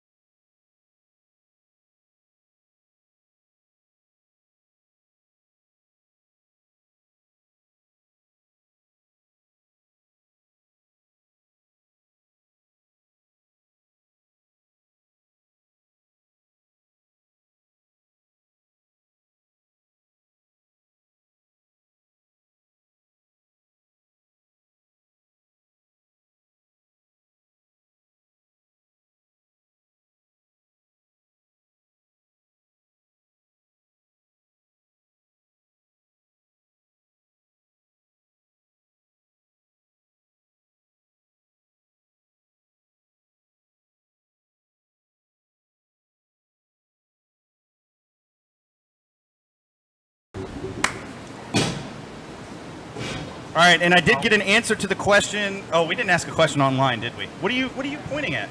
Well, how are you gonna see our guest? Oh, the camera. That's your job, Justin. I'm giving you that job tonight. Okay. Thank you, Justin, by the way, for taking care of that. Notice how we gave that to the Philadelphia Union fan. That was necessary. Yeah, that's fine. They don't need to see me. That's okay. They don't know what I'm look like. They know what I look like. It's fine. You're good. Leave it there. Leave it there. Stop. They can see me. It's fine. I'm not beautiful. It's okay. I got a face for radio, not for video. So no, seriously, we have an answer to the question. The question was, who scored the first ever Dynamo goal in U.S. Open Cup history? The answer to that was Alejandro Moreno, the 29th minute versus the former Union versus the Carolina Dynamo in 2006. That answer was by Cisco, who has gotten his prize. So now I'm going to ask the question. This is for only the online streaming audience only. How far did the Dynamo get in the U.S. Open Cup in 2006? The first answer to that one online gets the Ching signed baseball cap, and that's for only people online, not for people in the show, because there's a delay and that sort of screws everything up. All right, so with that said, we've got none other than the Houston Dynamo director of the Houston Dynamo Academy. Man, that's a mouthful. Can you shorten your title down by any chance? I'm just kidding. We have Paul Holliker on with us, who just came to us from San Jose Earthquakes Academy. First of all, thank you for coming to the Houston Dynamo. I believe it is something that is needed and necessary. So we have a few questions for Paul, and then we will just kind of keep going as we go from there. So Paul, first of all, thank you for joining Generation Orange. Thank you for taking this opportunity to come out, join us, hang out. We really appreciate it, and we appreciate your dedication to what you're doing, and we hope you find this opportunity to kind of spread the word about what you're doing with the Academy as an opportunity to do that among our viewers and among the Dynamo faithful that will tune in later, which should be a lot more than the people that you see in attendance today, which is good. So Paul, thank you for that. Thank you for coming out. We appreciate it, and thank you for coming on. Very welcome. I'm always appreciative of people that love the game, and I'm happy to be here and part of it. For sure. Thanks, Paul. We appreciate it. Number 2 is on 4, bro. I changed the key. Why you do that to me, Edson? Why? He's up all the way, by the way. We're pretty close to it. So first question for you, Paul. What do you view is your primary measure of success as director of the Dynamo Academy? Oh, wow. That's a great question. For me, as an academy director, I'm in charge of kind of overseeing the whole youth program as far as ages 8 all the way up to our U19 team. So I want to set a course for the future, and I want to set a course that's going to develop players, but also probably a big objective is to develop collaboration within Houston as far as the youth market and how we can work together to improve the development of young players. For sure, that makes sense. I'm muted. Okay, there we go. Okay, so that's actually a really good answer, and I like that answer. So as someone who's been around the U.S. Soccer Academy system for a while now, and I think that's kind of putting it lightly, would you say the system is helped or hindered by college soccer in particular? That's a good question. Again, I was a college coach for about 15 years. And where did you coach at, if you don't mind me asking? I coached at UC Santa Cruz first, okay, which is a Division III school, and then I worked at Cal Poly, okay, which is a Division I school. So I was in college for 15 years. There's obviously a great benefit to college soccer. Absolutely. As far as the pathway for players to get their education and continue playing, it's very, very important. It's not going away, and it shouldn't go away. Probably, Sean, the majority of the players that we have in the academy are going to go the college route. But that being said, there's a lot of things in college soccer. I'm not sure how familiar you guys are that can improve. It's a 2.5-month season, that plays in the fall, where you jam-pack 20 games in, and in the spring, you're limited with the amount of time that you can develop players. Absolutely. So there's different ways to approach it, but I know a lot of college coaches have been trying to adapt the rules and kind of progress a little bit, with a split season, or try to try to mirror a professional team more like it is right now. But listen, there's a lot of pros that come from college soccer. But if you take a look around the rest of the world, a lot of the 17, 18, 19-year-olds are professional players already. For sure. And the good thing that's happening right now in America is we have more and more opportunities for these young guys to sign. So RGV Toros. Absolutely. You know, that's a place where, you know, a top 18-year-old, if he's so motivated, has the quality to enter that pathway. Because not a whole lot of players coming out of high school are ready for our first team. Absolutely. As you can imagine. You know, there needs to be that next step. So it's either in America, it's college, and or, you know, getting signed and getting game time with a USL team and gaining experience that way. So it is important. But you know, there's more opportunities now than there were maybe 10 years ago. Makes sense. Do you guys have any questions for him before I go into our next question? Okay. So next question, from an outsider's perspective, someone who's been part of the San Jose and then also the college system, what has been the biggest factor in the low number of Dynamo Academy products playing in MLS, and specifically for the Houston Dynamo as compared to other clubs within MLS? You know, I look at like a Dallas, FC Dallas, for instance, and with the Dallas Texans in their system they have going there. I look at Philadelphia and the number of homegrown players they have coming through their system, and they have a specific system, academy side, that is targeted to, literally they spend all day, you know, it's literally, you know, it's a residential program, if you will, with Philly, and then you look at other programs like New York Red Bulls. All these programs that are spitting out, they're producing a number of quality prospects, if you will. And then I look at the Houston Dynamo Academy system, and I think there's a bit of a discrepancy between the two, if you will. How do you feel what do you feel is the biggest factor in why that is, and is there a way for the Dynamo to turn that around to start producing more prospects at the MLS level? USL level is great, but if they're not making it to the MLS level, then, you know, is that really a measure of success, or is that a measure of we're getting somewhere but not quite the full way we want to go? Yeah, I mean, well, first of all, you know, I've been here about 6 weeks. Yeah, I know it's right? So, it's kind of early to ask the question. I think that's, you know, part of my call is to come in and try to help that cause. I think, you know, we've had recent successes. Memo, you know, being a player from the academy that's contributing to the first team, but it's not easy to be a pro. No. You know, and it's one thing to sign a player, and it's another thing to play on the first team, and that's another little bit of a jump there. But all I can say is I'm really excited that I'm here, because I see Houston as an unbelievable potential. I mean, we have, you know, over 6 million people. So it's not really a city; it's a country. You know, and it's a very small country, but it is a country, it's for sure. Absolutely a country. I mean, I think we have to look at places all around the world. Look at Croatia. Croatia has 4 million people. Yeah. A little over 4 million people in the World Cup final. So, you know, that being said, you asked the first question about what do you think my role is. I think the main thing is I talk a lot about a culture of development. And what I'd like to do is be a small part in developing a culture where this community can, as far as a soccer community, youth community, can come together and improve as coaches, collaborate as coaches, and help young players develop in the game. And the players are here, you know, but it takes time, it takes quality, it takes years to develop them. Yeah, for sure.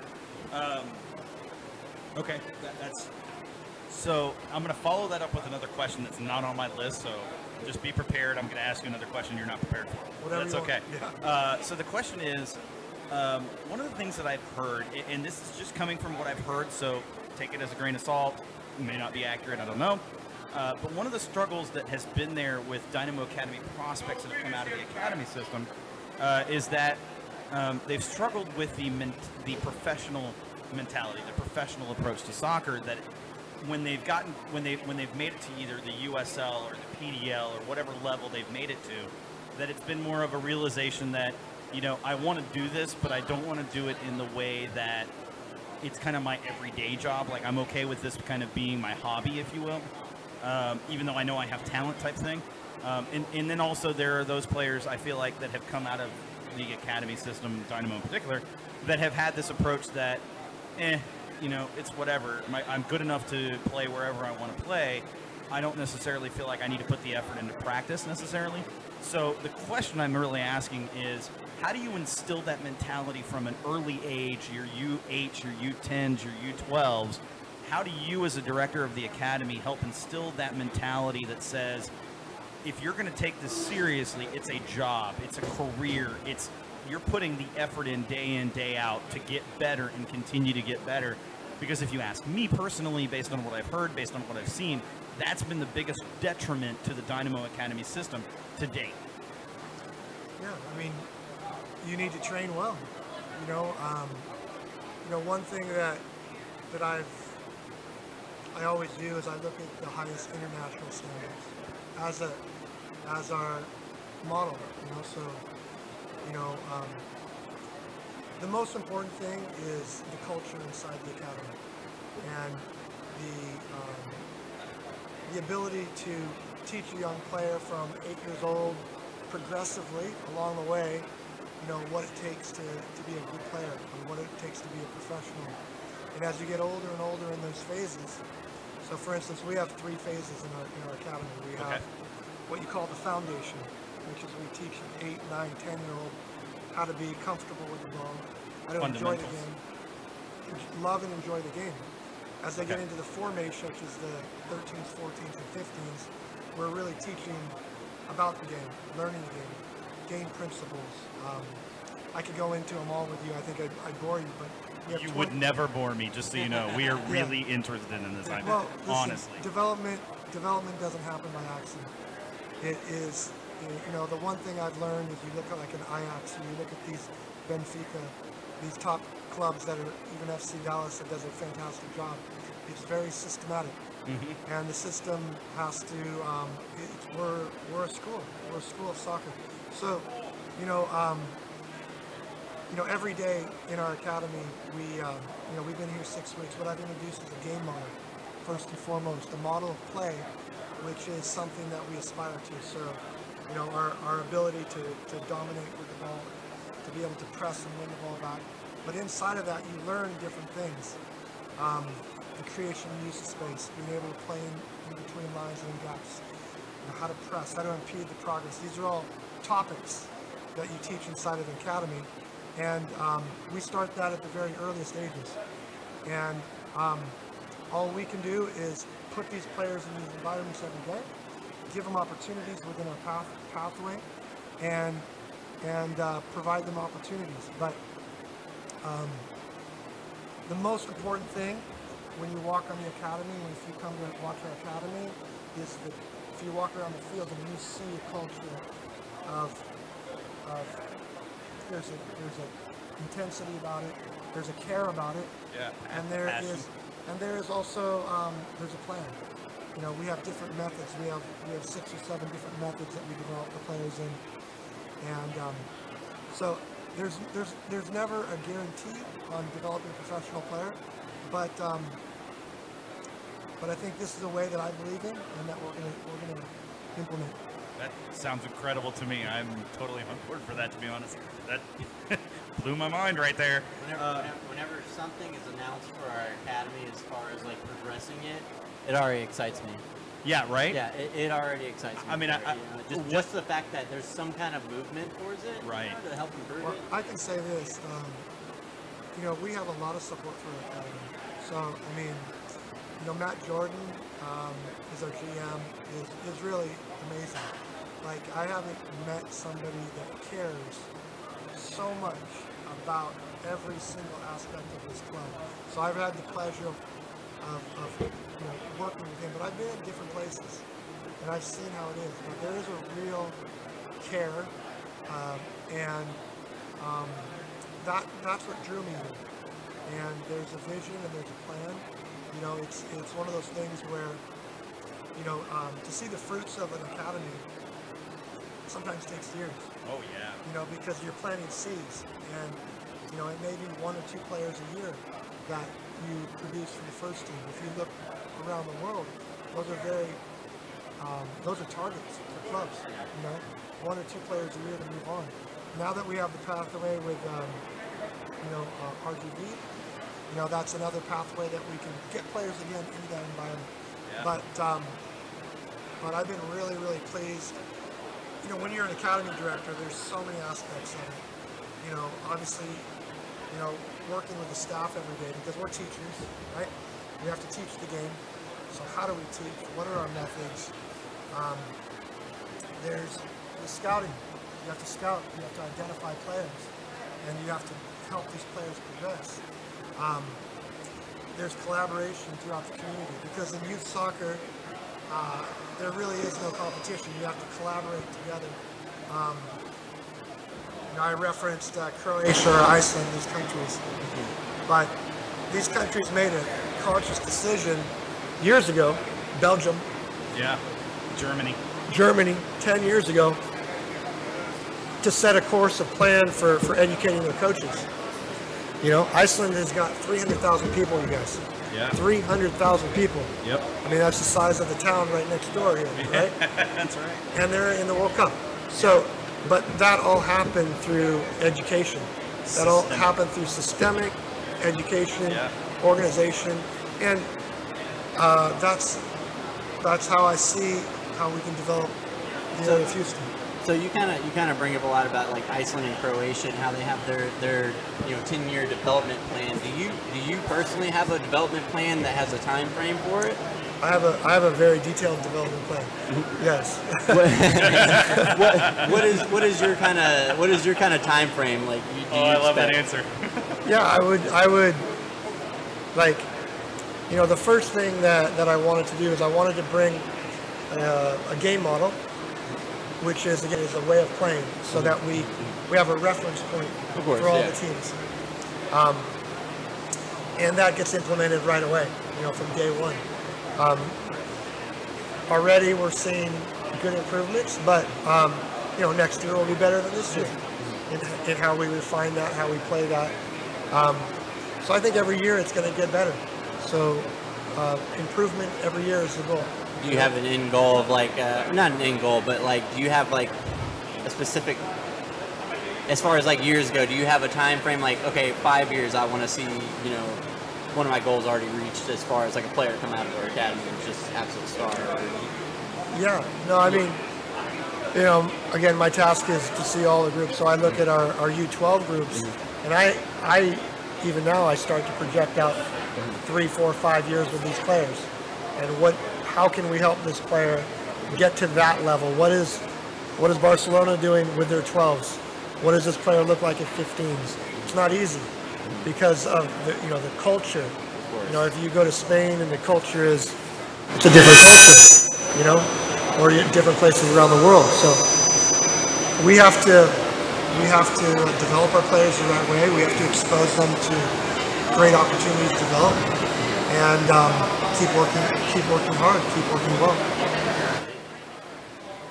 But the players are, you know, when a player comes out of the room, they're the same, right, as any player around the world. So, you know, if we can teach players, you know, what the highest international standards are, give them that reference, that's always going to be our reference, we will produce players, you know. And one of the things that I kind of heard when I first came here was that I think Houston was the 4th largest population in the nation, but we're about 25th in producing national team players. So there's a big discrepancy there, youth national team players. So again, you know, we have to look inside and go, all right, what's happening? And that's the time I'm looking at right now in this first 6 weeks. I'm learning a lot. I'm recognizing that we have a lot of great people, a lot of great clubs in this area. There's so many good youth clubs. If we start to think collaboratively, you know, and start to work together, I think you could see Houston become a hotbed of soccer. So, I mean, there's a lot of untapped talent here in Houston, and it's just, I mean, it's begging for. I mean, like you said, we're the 4th largest city in the nation. You know, and, I mean, that's clearly shown by the traffic already here. You know? Yeah. If you haven't already noticed that by now. Oh, okay. Am I allowed to ask my next question? Sorry. Yeah. No, you're good. I like what you were asking. Good question. So, the next question for you, Paul, is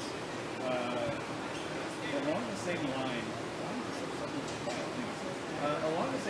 Where do you feel you best can have an impact on the production of MLS-ready products from the academy system? There's already players, obviously, at that U12, U14, U16, U18 level, or U17 level, that are ready. Not necessarily maybe MLS ready, but PDL ready or USL ready. Or, you know, I guess we should change that to USL League 2 ready and USL League 1 ready. As...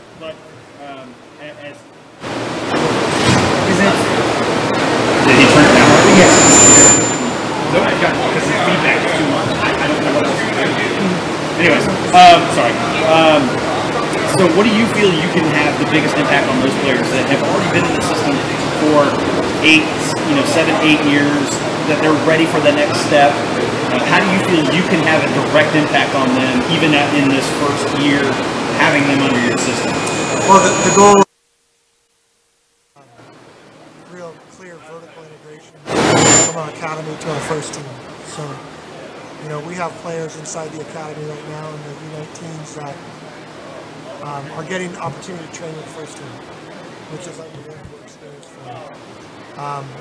It's opportunities like that that we need to keep doing, you know, and getting guys onto, you know, USL, top colleges, and then, you know, when there is an exceptional player, a player that's ready, you know, this is an organization that is ready to give that opportunity, the contract. So,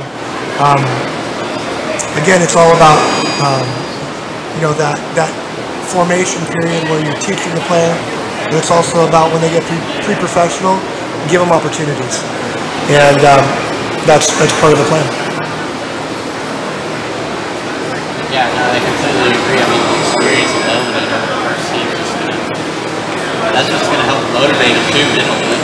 Yeah, when a young guy goes into a first team training, you know, we have a couple guys that are doing that quite regularly.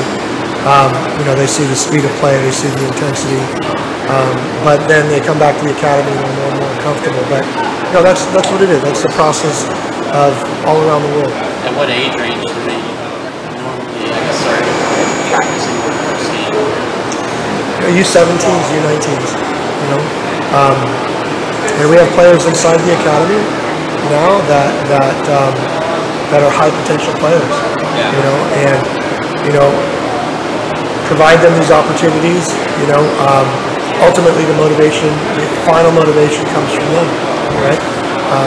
But you know, those opportunities are happening inside the academy. Get them out of their comfort zone. Yeah. Absolutely. Okay, one more question for you. Okay, so for there are players out there that do listen to our podcast, which I think is crazy. What would you say to them are some qualities or specific things that you guys look for from the academy system for those young players that are maybe 10, 12, 14 years age that want to be in the academy? What are some things that they can work on or focus on to put them in position to at least be recognized or be seen by the academy? So the first thing is being very comfortable on the ball. You know, being a very technical player, comfortable on the ball. When I played in Europe, they talked about players that look at the ball, players that look over the ball, and so the vision. But the main thing is comfort on the ball, their mentality, their coachability, and you know, that's so important.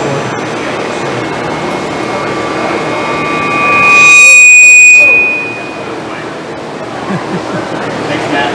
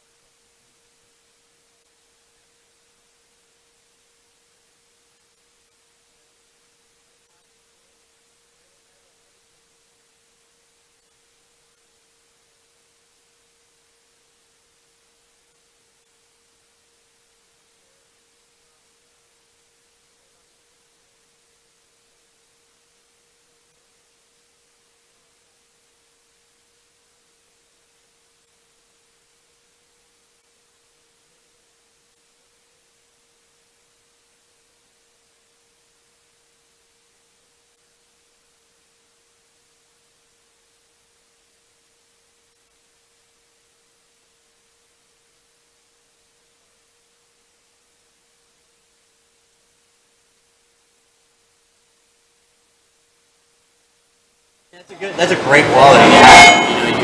You have to have a well-established, I guess, relationship with each of these players. That make them feel like they matter as far as that, because I don't know as far as like how many players are in our academy, but we have about 180 players in the academy. Wow. So it's not a big group. I mean, it's a number of teams. Yeah. But the main thing is,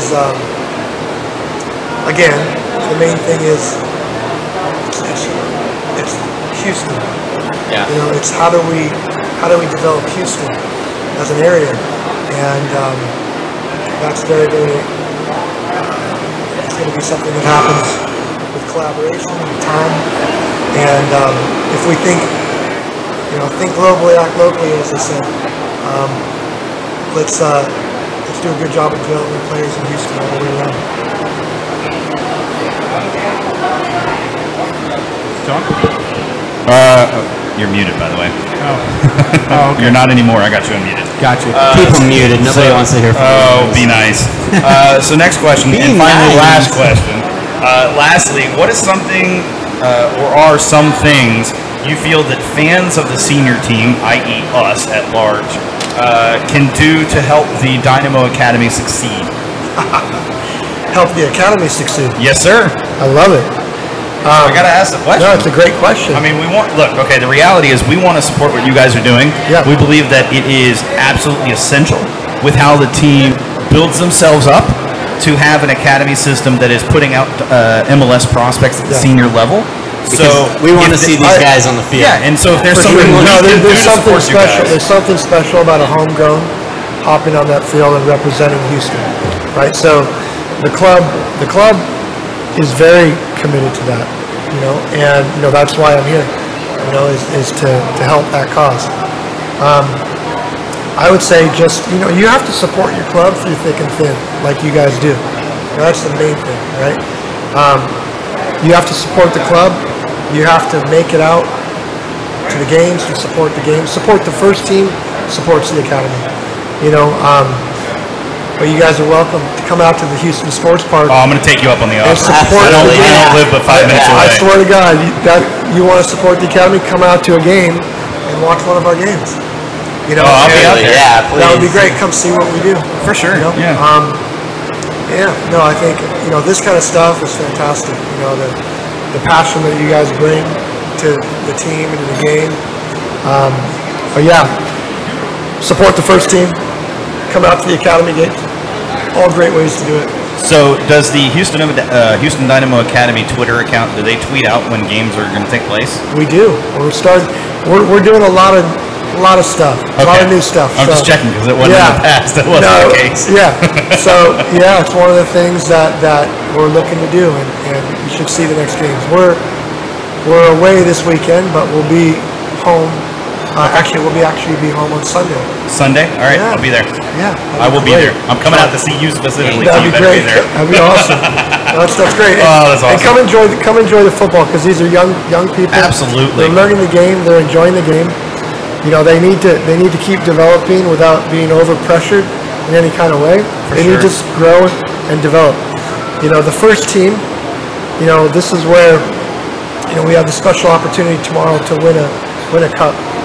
And that I'm so excited. I know you guys are going to talk about this later, but that's exciting. Oh yeah, no idea. So he's got 8 pages of notes over here. Notes for it. Oh, he's ready. But it's very, very special. But if I could say anything, I've been here for about 6 weeks. It's a family.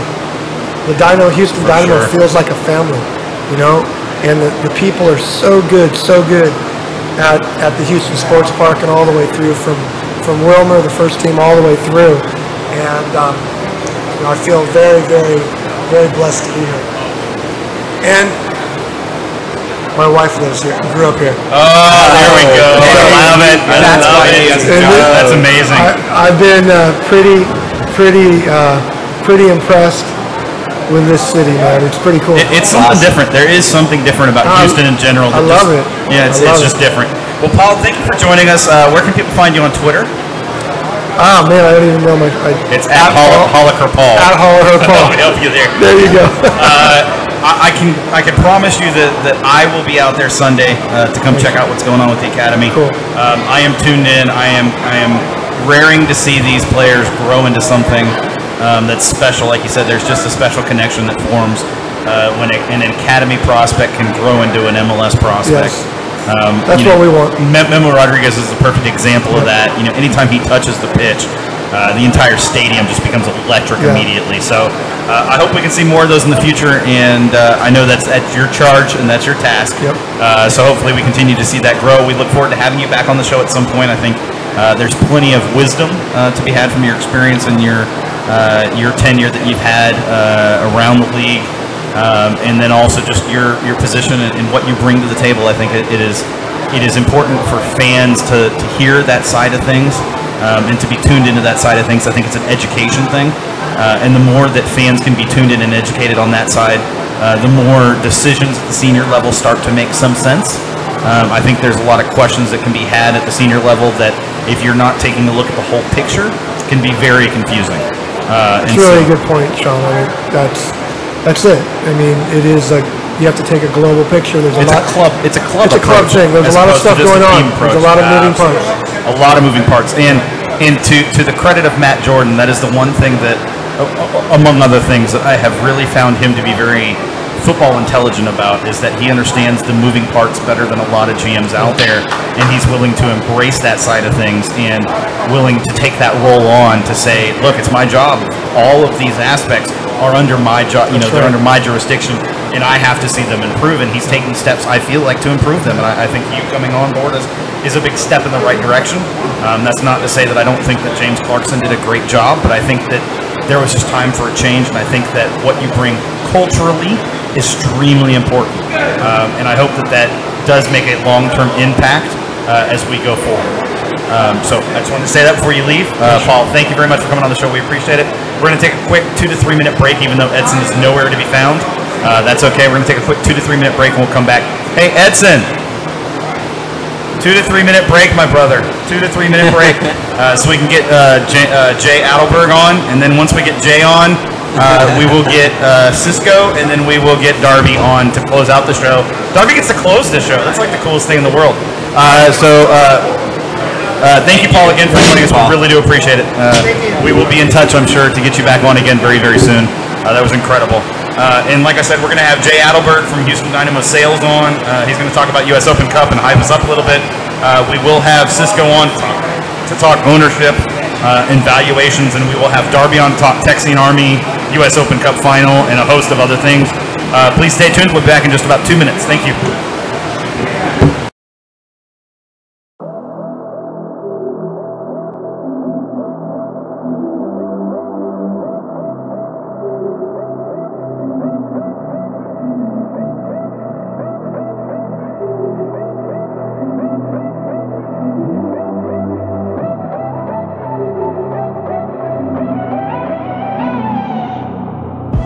Nobody said it'd be easy, but we took a train to the ceiling.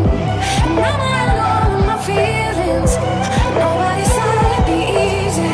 I found you in all of the madness. I heard your voice in the stand like a magnet. Nobody said it'd be easy.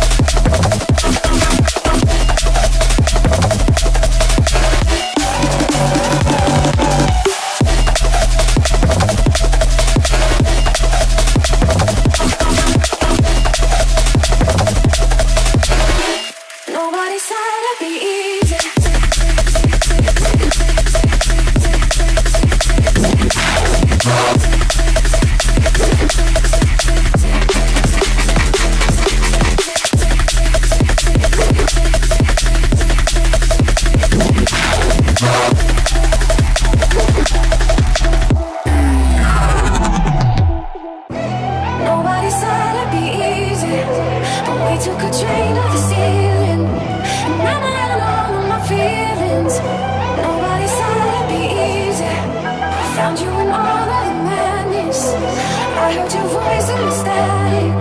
Your skin on my skin like a magnet. Nobody said it'd be easy.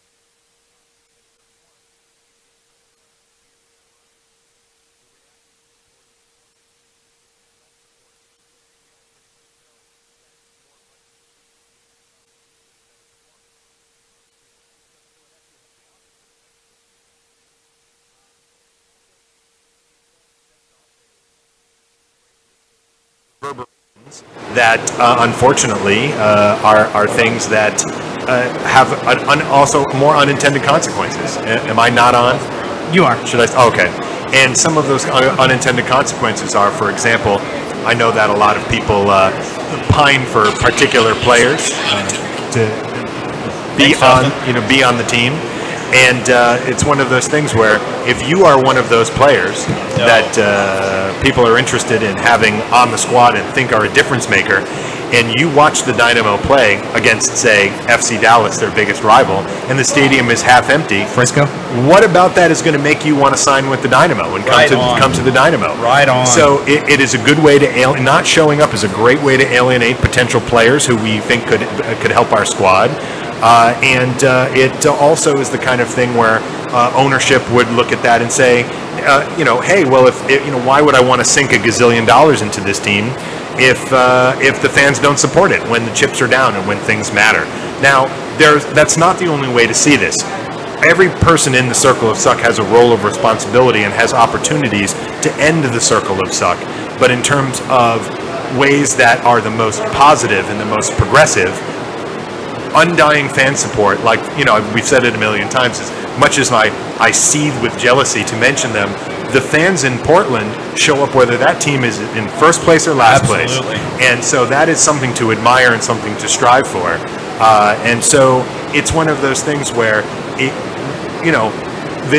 for me, from a salesperson's point of view too, if you're not a paying customer, why should I listen to you? You're not a paying customer. Your opinion no longer matters anymore. If you want to make your opinion heard, make it heard in the stadium. Now, I think I've told you guys before, I was a Chicago Fire season ticket holder for 3 years before I got here.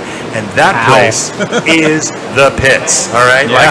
And the whole Hopman out thing was into a 1 full year of effect when I left Chicago. So I've seen the power of how striking it can be when your supporters dress all in black and walk in the 20th minute simultaneously, or to see Hopman out signs all around the stadium. That's how you make your voice heard. Yeah. That's how you get the front office to pay attention. Now, I know clearly things have gotten considerably worse in Chicago since I've departed there. Clearly. And I have a lot of friends up there, including friends that work at the Fire organization. And I hope more than anything that they can right that ship and get things back in the right direction, because that is a proud organization with a history of success, not unlike our own. History too. And so I'm rooting for them to turn things around up there. All right. So second question, for those fans who have put everything into the U.S. Open Cup final and have either bought their own tickets or tickets for others, what do you have to say to those fans? Well, I mean, first and foremost, thank you. I mean, the players need you right now, tomorrow night, more than any other time this season. This is a pivotal moment about how we look forward into 2019 from here. Do we look into this season as a crushing disappointment? Do we look into this as a general 10th season of highs and lows? Or do we look into this as a season that, while it may not have lived up to expectations, those guys scrapped and fought and made something happen? And it's the old life hands you lemons. This is an opportunity to make the most delicious, refreshing lemonade that any of us have ever had, and I think that we can do it. I really do. I mean, absolutely. I think that this the Portland drubbing was certainly a good sign of things to come, and Portland are a very competitive team and a playoff team, and to have them come in here and just basically, They got lucky early on, and we then manhandled them for 60 plus minutes after that. And I think if we can put together that kind of performance tomorrow night, all of the fans in attendance will go home happy. And I feel the same way about SKC when they came in for U.S. Open Cup final. Oh, for sure. I mean, they got that first goal, but that was like it lit the fire underneath the players. And you look at that 4-1 scoreline, or 4-2. What was it, 4-2 or 4-1? I think it was 4-1. 4-2. But even still, I mean, the way the players responded to that first goal, it was like, oh, that's how it's going to be. It's on now. And it was like, it was just over after that. I mean, they took it to another level, and it was like, this is our house. You're not coming in here. You're not playing that way in our house. You're not defeating us that way in our house. And we're going to show you what it means to be Houston Dynamo. Hopefully that continues. So here, I'm going to give you 1 minute to cut the most epic of promos for the U.S. Open Cup final. I know you are just like geared up for this. I've been leaving some pretty epic voicemails on. There you go. So this is your chance to leave the most epic of voicemails for our listeners and those who will listen later. those who might not even go to the final, who are going to regret the decision to not go to the final, your chance to cut that promo to not only them, but to those who will be going to the final, who may be on the fence. There are plenty of fans who are on the fence about going to the final because of weather. So cut a promo and tell me why they should be going to the final. Because, first of all, this is an opportunity, all right? This is an opportunity to witness Houston soccer history right here in our own backyard, on our own turf, for the first time. The Houston Dynamo have played for championships before, 4 times, but never on our own home turf. And this is an opportunity to be part of that. This is an opportunity to be able to tell your kids, to tell your grandkids, to tell your great-grandkids that I was there when the Houston Dynamo salvaged the 2018 season, took home the U.S. Open Cup at home in front of a full house of screaming Houston Dynamo fans and made dreams a reality. That is what I'm talking about. That is the Houston Dynamo way. That is taking the past and the present and putting it together and coming out with the W when it matters the absolute most. Exactly. Especially, we need to rally around each other as fans and become that 12th man. Okay, you little Philly fan. Okay, Josh, listen, this guy. I give Philly a lot of credit. They have not had the easiest of seasons either. They have scrapped and fought quite a bit. They're a dangerous squad, and I know they're going to be coming in here with the intention of trying to take that cup away from us. And I'm telling you right now, not going to happen. Not going to happen. And speaking of Philadelphia Union, okay, so don't blow too much. All right, how do you feel heading into the U.S. Open Cup final versus the Union, given the recent run of form? It's true. They have. I believe it is the ghost of Sebastian Latou still playing for the Union. Is he still out there? No. Okay, sorry. Although I wish he was. You guys do have that really good goalkeeper, though. What's his name? Blake, right? Yeah. Andre Blake. Yeah, that dude is a baller. I'm telling you. Dude. That guy. Jamaican national. Yeah. Easily top 5 best goalkeeper in MLS. Just that guy. We got a pretty good goalkeeper too. Hell yeah. We wouldn't be here if it wasn't for him. This is true. I'll take Big Joe up against just about anybody. Oh yeah, definitely. Hey, how's that Kool-Aid taste, guys? I don't know, but all I know is that Tyler Derrick was at RGV, so I'm enjoying that. He was on the bench this past weekend, if I'm not mistaken. I did see that because Chris Seitz was over there in RGV. Yeah. Hey, you still got AJD over there too, so. Yeah. All right, I'm gonna throw a stat out to you guys. Oh, here we go.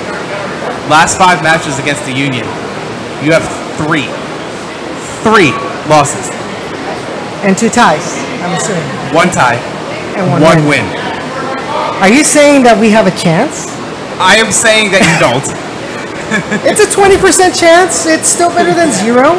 Wait, so it makes it that much worse if you lose. Yes. I would like to say that right now it is very clear. Mauro Manotas is in form. Albert Elise is in form. Juan David Cabezas is back. I like our chances tomorrow night. I Honestly, really do. there are only 2 players that honestly really scare me about tomorrow. And that's Manotas and Memo if he gets subbed on. Those are 2 leading goal scorers in the Open Cup for the Dynamo. All right. Hey, if you want to sleep on Albert Elise, you can do so at your own peril. That's fine. He's out there shredding that wing side, your wing back. Just about every other time everyone else has slept on him, I'm pretty sure we've seen the Panther walk. Jim Curtin's not sleeping on Albert. That's what I'm talking about right there. You know, he was.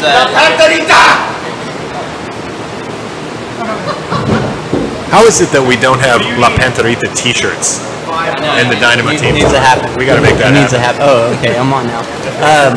It was funny because it was just like, it was a few months ago, and Albert Elise is driving out from the stadium. We're sitting over there at King's Court, and he drives out. I'm like, oh crap, dude, that's Albert Elise, and I just literally just do the Panther crawl, and he rolls down the window. He's like, yes, yes, sir. Love that guy. Why did it take that? Why did it take that for you to do that? For him to come out? No, why aren't you doing the Panther crawl more often? Dude, I do the panther crawl every night All right, before there we I go go. to That's bed. all I'm asking. That's how he goes. Yeah, Amber, if you're watching, I need you to confirm that Everybody for me. prays. I do the panther Yeah, crawl. after he brushes his teeth, he does the panther crawl to the bed. Exactly. All right. What's the next question? So, final question for Oh, you. all right, Menson. All right. Why would you give the edge to the Dynamo right now in the final? And he kind of mentioned it a little. Besides their Mauro Manotas' running form. There's a correct answer to this, and it's really easy. I hope you can figure this one out. They signed my paychecks? Well, I like that one too, actually. that is a Solid correct answer. answer. But there's another correct answer. He's not lying. What is it that the Dynamo have that Philly don't have coming into this match? Oh, this is that's. I promise you, you're overthinking it if you haven't figured out the answer yet. I'm definitely overthinking it. It's about a quarter of a mile that way. Home field advantage. Oh, see, I really thought it was more clever than that. I told you it was simple. You're right. You did. You set it up pretty I set easily. it up very easily. And I get an F for fail. So what is it that the Dynamo have that Philly don't have coming into this match that should take the Dynamo to victory? Well, I'm hoping that it's 15,000 screaming Dynamo fans. There we go. tomorrow night. 15? That's what I'm hoping You're for. only aiming for 15. Are you giving the 3,000 to We're- Philly? You're saying 3,000 for Philly? No, I'm saying that, what, this is going to be what? We're putting him 20, completely on the 30 spot. Philly fans there? What? I mean, 22,000 is roughly, according to the Dynamo, like according to Wikipedia, the maximum capacity. That of is the true. stadium. Listen, in all honesty, do I think that we will have a sellout tomorrow night? I do not. Do I think that we will have a healthy, respectable crowd for an important game? Yes, I do. Better because I got to tell you, our sales team been working real hard this week, last week, firing on all cylinders. They actually had us go out and do some door-to-door canvassing with collateral to get people excited about this game. Well, I mean, I heard it on some it is sports radio campaign today for 610. the Dynamo promoting Yeah, Dynamo. 610, dude, like all day long. I enjoy it. 610, yeah, and it's awesome hearing it. I had a good time. And at this point in time, it doesn't fall on the sales team or the marketing or anything. It falls on the damn fans that they don't show up. Look, Okay, and that's what irritates me. Here's the reality, right? If you're on the edge and you have not bought a ticket yet, and you're like, oh, I don't know, it's going to be crappy weather, I don't know if I want to buy a ticket. You're stupid. Get the hell off the couch and come to the damn game. Call up Jay, buy a ticket. Let's get you to the damn game. Let's get you in the best atmosphere of the season. I have no Let's patience. get you in the most important match of the season. No patience for Excuses are coddled- done. Look, This coddled whole soccer crap fans. is done. There's been a lot of like perspective in comparison to the Texans as of lately on Twitter, and I've seen people can buy one ticket for the Texans for $200, so they can buy 4 tickets for great seats to the Dynamo game tomorrow night, hosting a championship for $200. Let me ask you a question, since you're in sales. Yeah. Who sets the ticket prices for the final? Is that U.S. Soccer or is that the Dynamo? U.S. Soccer. U.S. Soccer. Yeah. Do you Nice guys try, have? Justin. Nice try. Do you? No. There's a reason.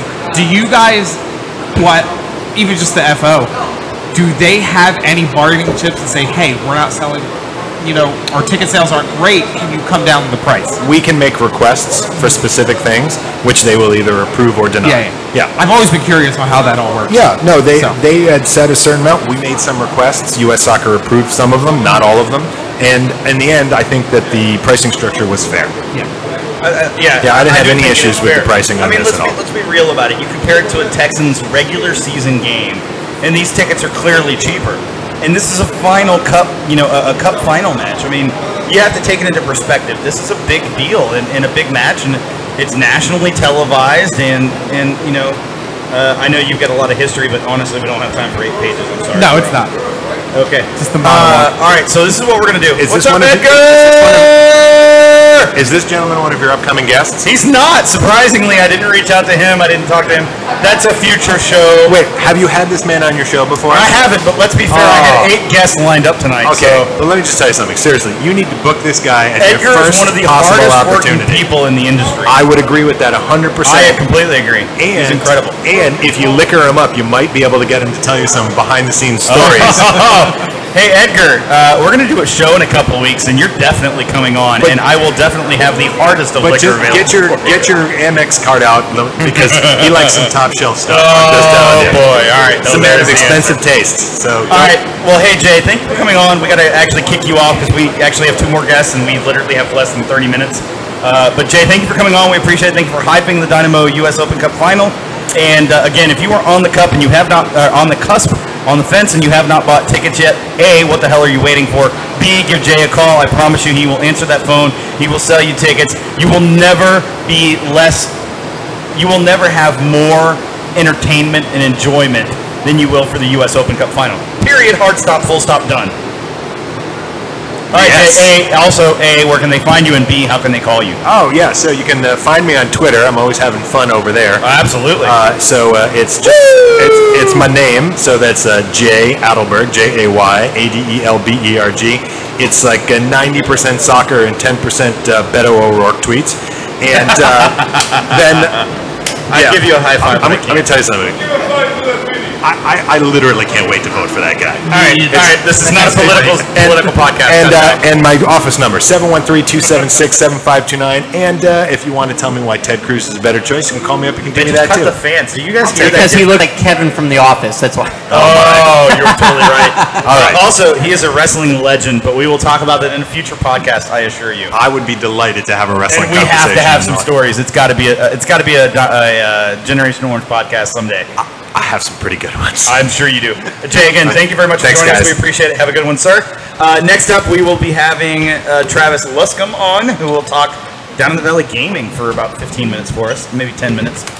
Just very quick discussion about Down in the Valley Gaming and what we're doing with that as Jay tries to figure out what the heck he's doing over there. Jay, again, thank you very much for joining us. We appreciate it. Have a good one, sir. And enjoy your trip home. Try to drive safe. Try not to run into any accidents. And we will be looking for you tomorrow, sir, at the U.S. Open Cup Final. I expect you to come say hi in 102, section row 2. It's actually row 1 this week. Row 1 tomorrow. We are totally amazed at that. Absolutely. And I will be in, by the way, I have a Paint It Black kit now. I didn't like it at first, but I've adapted to it. So I bought a Paint It Black kit.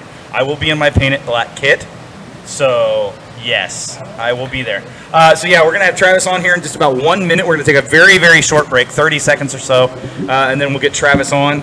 And then after Travis, we're going to have Cisco on to talk ownership. And then as soon as Cisco is done, like I'm giving him 10 minutes, and I know his discussion is like 30, we are also going to have on Darby Lockridge from the Board of Directors for Texine Army. And guys, if you are out here at Pitch 25, thank you for joining us. If you are online, streaming online, listening to us online, thank you for joining us. Okay.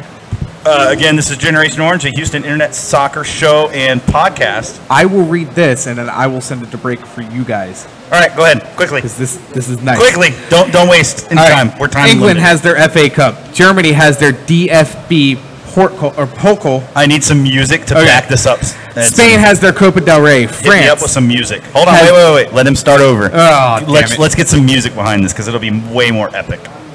I need epic music. Edson, he needs some epic music, and we can't hear any of it, so it's great. Oh, Yeah, that's not great. gonna work. It's okay. It's fine. Okay. It's fine. England has their FA Cup. Germany has their DFB Pokal. Spain has their Copa del Rey. France has their Coupe de France. And Italy has their Copa Italia. What do we have? We have the Lamar Hunt U.S. Open Cup. The Los Angeles, Bethlehem Steel. Fall River Marksmen, Greek American AA. Philadelphia Ukrainians. These clubs are the clubs that have made it through to the final to be crowned U.S. Open Cup champions. For 105 years, this tournament has brought smiles to a few and tears to many. Tomorrow, the 105th edition of the U.S. Open Cup final will take place. 105 years after the first champions, the Brooklyn Field Club, raised the cup in its inaugural season. Leading goal scorers, Billy Gonslaves, Werner Nielsen, Bert Patnaud, I can't pronounce his name, have been replaced by names like Sebastian Letou, Kenny Cooper, and Jamie Moreno. 205 teams have attempted to run the gauntlet this year, from the amateur 5th level of the U.S. soccer pyramid all the way to the professionals of MLS. This year, the teams that have grinded it out, beaten teams from all across the U.S. will take the pitch next door. On the line, a chance to be called champions, as well as a ticket to the 2019 CONCACAF Champions League. Tomorrow, the Houston Dynamo and the Philadelphia Union battle it out to earn the coveted title of U.S. Open Cup champions. This tournament matters. Woot woot. Take that, FC Dallas. What's an FC Yeah. Dallas? Tell me where this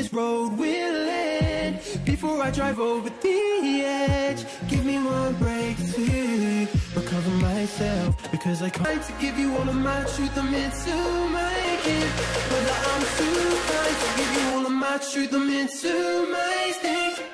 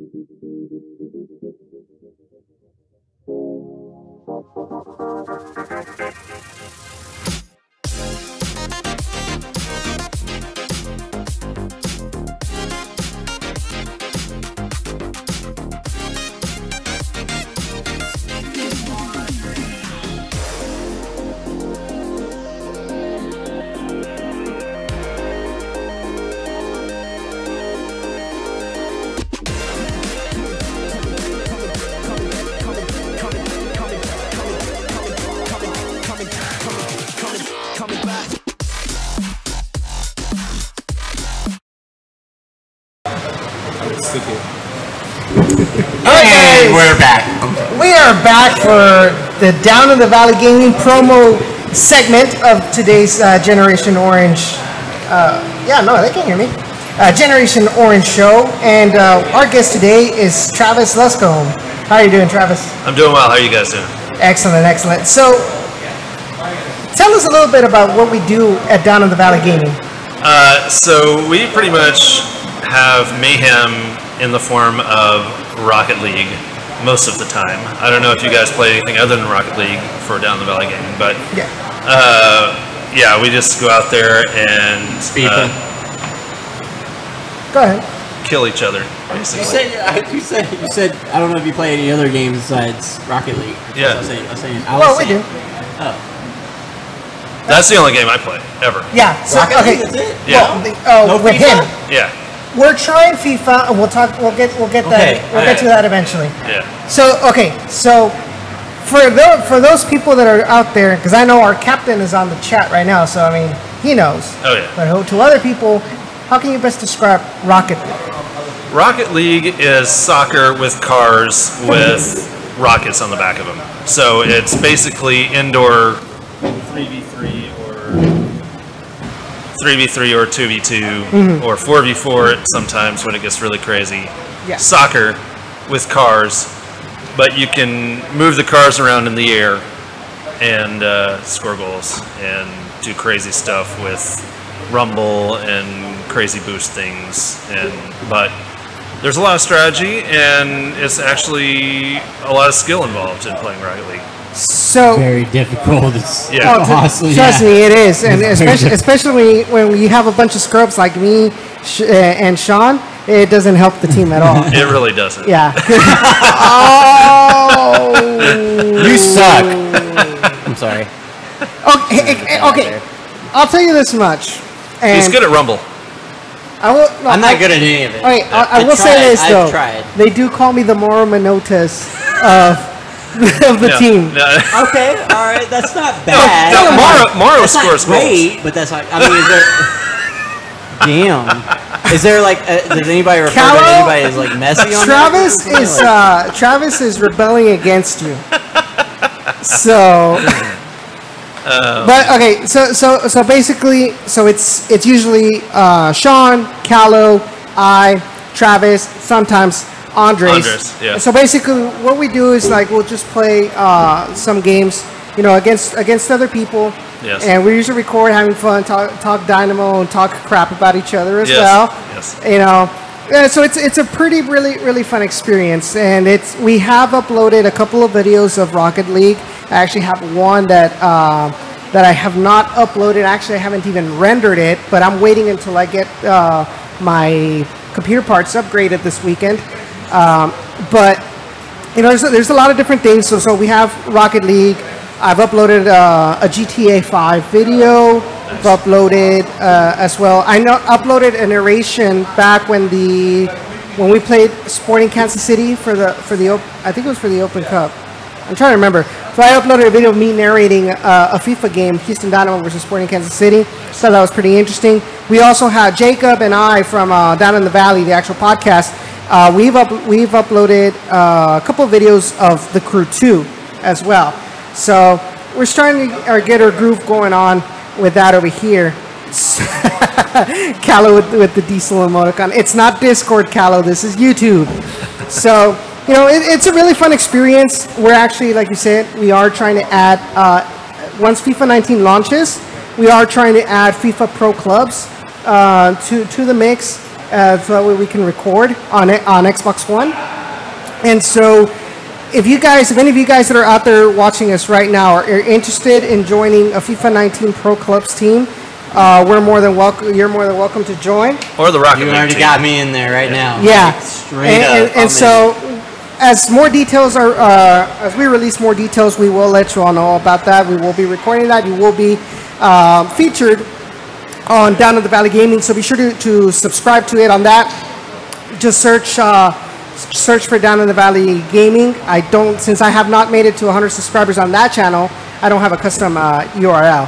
So it's a really fun experience. Hope y'all enjoy it. What I would like to do sometime is the next time we play like Sporting or FC Dallas is to try to see if we can find FC Dallas or Sporting fans that play Rocket League and kind of have a game against them. They have fans? Well, the few fans that they have. I think a couple of them play. I know Kansas City has fans, but nobody cares about Kansas. So basically, like basically the prequel. EMLS for Rocket League, like that doesn't exist. Like we could be, or maybe not me or you, but maybe Andres could be like the Kid Mamito of Rocket League. Oh yeah, for us. Yeah, and definitely. Just stone cold beat everybody. Yeah, I think he's pretty damn good, huh? He beat everybody. He won the EMLS Cup for the Dynamo. Golly. Yeah. Yeah, so definitely that's a pretty. No. I'm talking about Andres. Yeah, he's okay. good. He's good. Yeah, he's good. I think he's broken his back a couple of times trying to lift this team into victory many times. I have at least once. Yeah, but other than that, it's just bad. The communication. It's fun. It's. But I mean, how dare y'all not take this as serious as? Are you kidding me? Yeah. Are you kidding me? Am I getting paid? No. No. But so if you guys are interested, if you guys have, I believe it's connected with PS4 and PC that you're able to play cross-platform. You can also do Xbox cross-platform as well. If any one of you guys have Rocket League, you're more than welcome to join our club, which is called the Generation Orange Dyna Bros. I know it's a mouthful to swallow, but that's the name of our club. So basically, what's going to happen? Be sure to join the Discord, the Dynamo Discord. We will be posting a link on our social media after the show. Be sure to join there, and because that's where we will be doing our voice chat whenever we do play Rocket League. It is through the Discord channel, so be sure to join us there, and that way we'll get you connected. We'll add each other on our Steam IDs, or I guess our PSNs or Xbox One gamer tags. That way we can create a party, and we can all play together, and actually make you join the club pretty much. Yes. So, what else can you tell us about that game? It's the best game on the PC by far. Beats Fortnite. Beats GTA. Yeah, and there's very few trolling involved. No, none at all. There's zero trolling. Actually, None. there was sign me up. Yeah. Actually, there was one time. Okay, were you there, or was it Probably. Andres? So I think I believe it was Sean and I believe Calla was there, and I think it was either you or Andres. But basically, we were playing, and there was the guy that had Twitch on his username. Yeah. So we're like, hey, it's like, let's find him and see if it's an actual Twitch account. Yeah. Turns out, yeah, it was really, and he was streaming at that time. Yeah. So we were just there, like playing and looking at his stream, and pretty much just like. That was probably Andres then. Yeah, I think it was, but yeah, I just thought it was funny. Like we looking, and it's just a guy without a shirt. And I was like, oh. okay, all right, that turned south real quick. But yeah, if you guys be sure to subscribe, watch the videos, share it with all of your friends. We're trying to put in a lot more content as possible. We like gaming, and I think it's a perfect opportunity for us Dynamo fans and RGVFC fans to kind of connect through the magic of gaming and know a little bit more about each other and just pretty much have fun and make fun of ourselves. Yes, and make fun of each other. Yeah, especially that. So, what, do you have anything else you want to add? Not really. Yeah, it's just a good time. I've had every single time I play with you guys, I'm like crying. I'm laughing so hard. And my wife yells up at me and is like, "Stop making so much noise." So, outside of playing with us, what has been the funniest moment you've seen on Rocket League? On Rocket League without playing with you guys. I had one time where I was playing with Wilson Calvert and another guy I know in London, Will, also named Will. And we were actually tied and we were about to win. And Wilson took a shot with like 0 seconds left. And Will went to steal the goal from him to get the last touch to get credit for the goal and knocked it out. Oh! And we have yet to stop giving him crap about that. Did you guys end up losing that one? Yes, we did. Oh, no. Of course we did. Yes, Of course we did. Yes, we did. So, good times. Hashtag blame Will. I blame Sean, actually. I'll be honest, it was probably as much my fault as anyone else. It should be. Yeah. It should be. Hey, I'm not Damn afraid it. to admit it. I'm not afraid to admit it. Yeah, we disowned him for a couple days, but yeah, he, no, it was funny. It was like, whatever. I don't care. Well, Travis, thank you for coming on and talking a little bit about Rocket League for our fans right now at the show. Where can they follow you? You can follow me at Twitter, Travis Luscombe. Excellent. So be sure, like I said, we'll be tweeting out that Do Discord you have link. a Twitch or anything like that? I do they have can a follow Twitch. your streaming. You can follow me on Twitch at Travi the Rabbi. Excellent. Woo! So thank you for coming on, Travis. We got to go with our next guest, but we really appreciate all that you talked to us right now. Cool. Thanks, guys. Thank you. Have a good night. Thanks, Travis. We appreciate it, man. Have a good Thank one. you. We will definitely hit you up on the Discord channel for some more Rocket League to try to improve on our really crappy record the other night. Just listen to my advice next time, Sean. Hey. Look, okay, I was going forward because people weren't staying back, and I was tired of being the only one back other than you. And you know, by the time it was done, I gave up 6 goals. And it was you mean all the fact that I always crash into you all, trying to get the ball away? I mean, you know, right? Your role is supposed to be, hey, don't run into me, but apparently that's not part of your role, so it's whatever. No. So, Travis, again, thank you for joining us. We do appreciate it, sir. I know you got to get going, at least out to there. Right. So go eat food and go drink drinks, because that's why we're all here. I will do that. For sure. Thanks again, Travis. Have a good one, sir. Thanks, guys. We're going to get Justin back on, and they want to talk about something real quick. And then when they finish this discussion, and when we finish this discussion with them, we will then move on to our next guest, which is going to be actually Darby, because we are closing into the 10 o'clock hour. And by the way, we are probably going to go to till 10:30. These guys won't be with us, but that's okay. But if you're tuned in on the stream, we're going to go till about 10:30, 10:45 or so. So stick around. We will be here for that long at least. You're on. Go ahead. Oh, I'm on. All right, guys. So before you do that, you want to go to break first, or no? All right, let's set this up. Just so you guys, if you don't know, this is Justin Finger and Joshua Duplantis from The Peel, which was a podcast / show, internet show that we joined. I don't know when I joined. I don't know. It was like a year and a half in, something like that, roughly around there. Something like that. And you know, we ran it together. Although to be honest, Justin did do a lot of the heavy lifting and a lot of the work for about a year. That even if he's like too humble and modest to admit it, I won't. It's true. You know, he did a lot of the work. Really, was. Nobody does work. And just due to real life circumstances, these guys had to take a step back. And so Edson and I started this Generation Orange thing, picking up on where some previous stuff had left off. And these guys came back to join us for one night only, which I think is fantastic. It kind of reminds me of the whole ECW one night only, one night stand. It's true, man. That's awesome. It's incredible to get the band back together for one night. Yeah. I just want to, first of all, before you dive into what you're going to dive into, I want to thank you for the opportunity to come out. It is a absolute privilege and honor to be on the air with you two guys. You guys have built up what you guys have built up for a number of years. And it's just a privilege for us to be part of that and to have been part of that. And I hope whatever in the future, lays ahead for you, that you guys know that we support you. Yes. And that we will always have an open door for you guys no matter what. Thank you. Thanks for having us on. Yeah, for sure. Hey, I'm serious. Hey, nobody cares what you're saying. Hey, nobody cares what you're saying. Right? I've missed that for a little while, by the way, guys. I've missed you guys. I am putting Darby front and center because she will be at the end of this statement. Oh. Yeah. Oh, damn. So, Darby, you got to come on camera. You're number 5. Get over there. You're coming on the show. All right. Cisco, I'm sorry, but your segment has been cut for tonight. We don't have time. That's okay. We'll get Cisco on another week, I promise. All right. I'll wait for her to put the headphones on. Put your headphones on, Darby. You're amazing. These are so She's like, oh, God.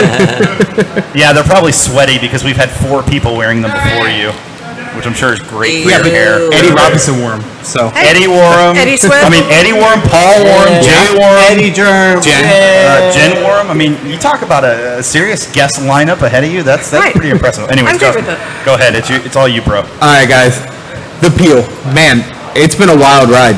From the laughs, the tears, the fights, it will always be one of the best spots of Josh and myself's lives. Every great idea starts drunk at a bar.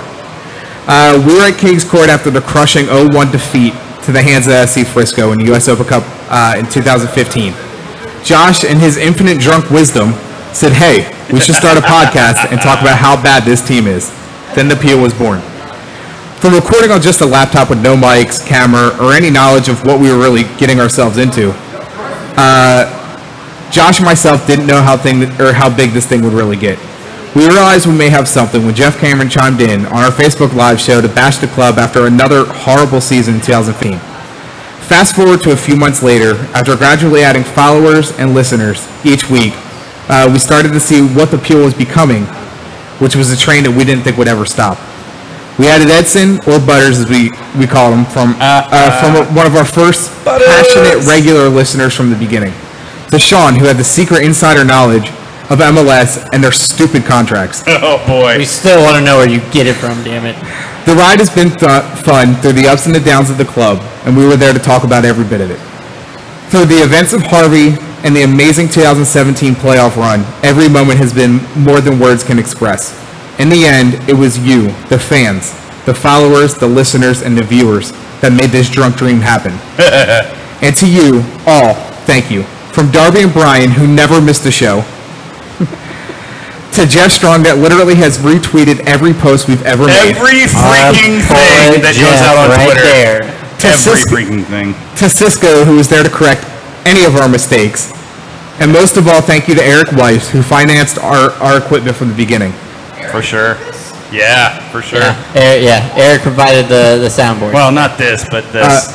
Also, a huge thank you to Eighth Wonder for giving us a home. Absolutely. Thank you to Zach Emmons and Hector from the Dynamo for giving us access to the club. Thank you.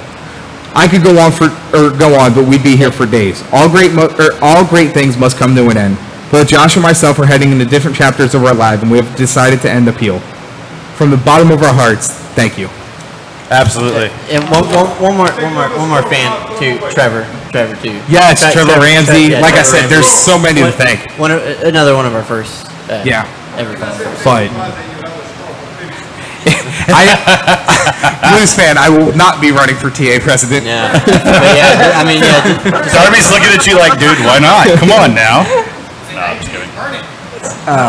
Honestly, my allegiance lies somewhere else. You say that. Clearly, Justin, that is the case. We have no idea. Thank you, Sean and Edson, for having us back out tonight. And we for felt sure. Josh and I needed to give it some kind of closure. Absolutely, but let's be real. This is not the end. No. This is just another beginning. Correct. Because you guys are going to be back out. We're going to do more of these live shows. Well, I mean, just look at it. Orange in the oven for scene circumstances now. Absolutely. Ended. Absolutely. The Peel started and grew grew a huge following, which I hope any of the 500 followers we have move to you guys. Absolutely, please. Desperately. You know, this team doesn't have enough Media criticism, and coverage. or coverage. There's got to be a lot of coverage. I would like to say that we started a part of that, and hope that you guys pick that up. And look, sometimes people have to ask the hard questions, and I don't think the Dynamo get enough of that. Absolutely. So, and, you know, I've mentioned this to you on break a couple of times, but you are always 100% welcome on the show anytime. You know, we value your opinion, even if you are a traitor to the cause, even if you decide to wear the opposition colors, you will still be welcome on the show. But I think that's also what gave the appeal what it was an outsider's perspective. Yes, I can follow the team. I could love the team in a certain aspect. Absolutely. Because I lived here.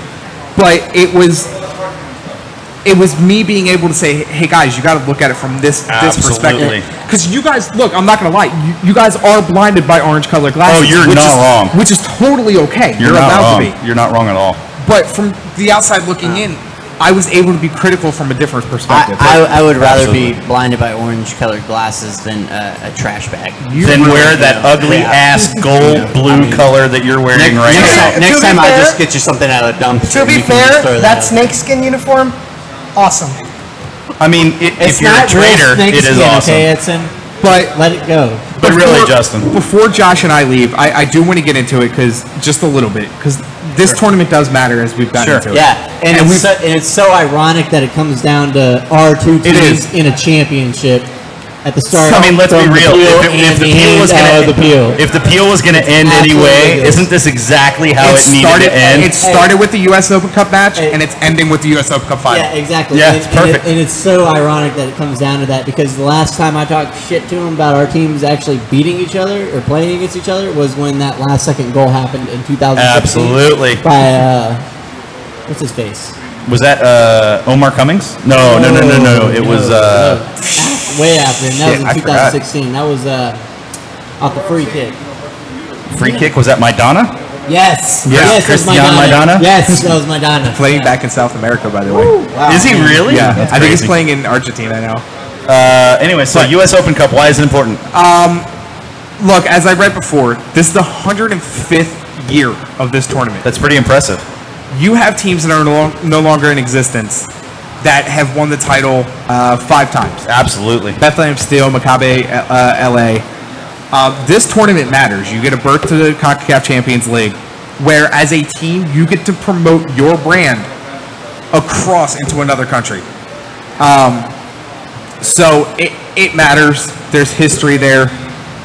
What I really want to know, because we did this before, is, and it was our thing. Is this the final edition of Bold Predictions? No, not bold. Just predictions? Just predictions. Just predictions. We got to do bold predictions. We have to have bold We have to have bold predictions. predictions. All right, so we'll do regular predictions, then we'll do bold predictions. Okay. And Darby, you are a part of this now. Yes. So it is your responsibility to come up with a regular prediction, and bold predictions means a prediction that you really honestly believe has very little chance of happening, but that you honestly believe still can happen. So it's out on a limb level of prediction. And we will give you last so that you can have, at least for the bold predictions, an idea of what we're talking about. So predictions. I'm going to start with Josh. We'll work our way this way, and then we'll go that way. But this also includes your regular prediction and your bold prediction. So what is your final prediction? 3-1 Dynamo. 3-1 Dynamo. What's your bold prediction? 5-2 Dynamo, but Dynamo have a 5-0 lead. Yes! You're drunk. Oh, that's fantastic. Actual prediction. I think it does come down to PKs. Union winning PKs. Okay. It's just because I got to give the edge to Blake. I don't need a reason. What's your bold prediction? You're wearing Union colors. I don't need a reason. Bold prediction because it happened in Seattle, but I also think that it could happen in a final. Okay. Union will go down in a red card and win in the 90th minute. All right. Okay, so your bold prediction matches your doesn't match your prediction at all. Shut this guy up. What are you talking about? That's a Dynamo. Edson, you're next. All right. My regular prediction is the Dynamo win 3-1. Oh. My bold prediction. So we got 2 3-1 predictions, by the way. My bold prediction is Philly takes it with a 1-0 win at the last second. All right, you're banned too. You're totally banned too. Don't even All right, do that. so I'm gonna go regular prediction. You guys ready? This is my regular prediction. 5-2 Dynamo regular prediction. And here's why. Because there is far more on the line for the Dynamo than for Philly. Philly still has a season left. The Dynamo season is over, basically over at this point. Players have something to play for. Philly players don't have anything to play for. Sure, they've been here before. Dynamo players are playing for something far more than Philly players are. 5-2 Dynamo, period, end of story. Bold prediction. Are you guys ready for this? Hat tricks for both Kyoto and Elise. I'm done. I'm out. Dang. End of the day, son. All right, Darby, it's your turn. Okay, regular prediction. I'm going to say, I think we go to PKs. All right. But I think we win in PKs because Joe Willis is a golden god. And he's had practice. And he's had some practice. There you go. There we go. All right, bold prediction. Bold prediction. And that, just so you know, it doesn't have to be scoreline. It can be so-and-so gets a red card, or the referee has a yellow card on himself. Or, I mean, I did at one point that the referee red carded himself for something stupid. So, I mean, it's totally fair. I said, just for the record, I said Kubo came out at halftime for one of our last games and scored like 3 goals. I think the one that I did the referee red card was when Zlatan was playing. Zlatan would red card the referee. So just so you know, I mean, bold prediction can literally be anything you want. I'm going to say bold prediction. We're going to do like we did to Frisco, whatever that was. I'm going to say 5-0. We can do it. We can do it. Darby with the mic drop. All right, Wasn't that 5-0 in the first half though too, right? Oh man, So it was like 4-0 at the half, and then we scored that final goal like 10 minutes into the second half. wait. And Jesse Gonzalez quit. Just if it is 4-0 at the half, are you gonna even stay for the second half? I'll still stay. I don't know. I just noticed this, Justin, but you're wearing my headphones, by the way. Am I? It How says Sean on the dare you side. get that trash on his headphones? You know why I'll stay? Because regardless the outcome, it will be pretty badass to see my team. And let's be real, you're probably your fiance's ride home, and she's not leaving if the Dynamo are up 4-0. No, Metro is my ride home. At that point, let's be real, Lyft is your ride home, because they're giving, Lyft, by the way, if you don't know, Lyft is doing a $50 credit on rides to and from the stadium.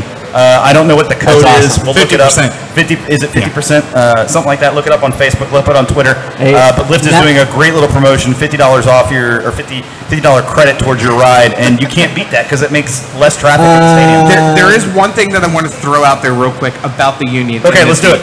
Okay, quickly. This is probably, in their existence, the most meaningful week the Union have ever played. Except for last week when they, secured playoffs. Here's why this week matters more than any other week. Okay. You have a chance to win a final. Okay. Something they've been to 2 other times. Okay. Okay. And Saturday. Okay.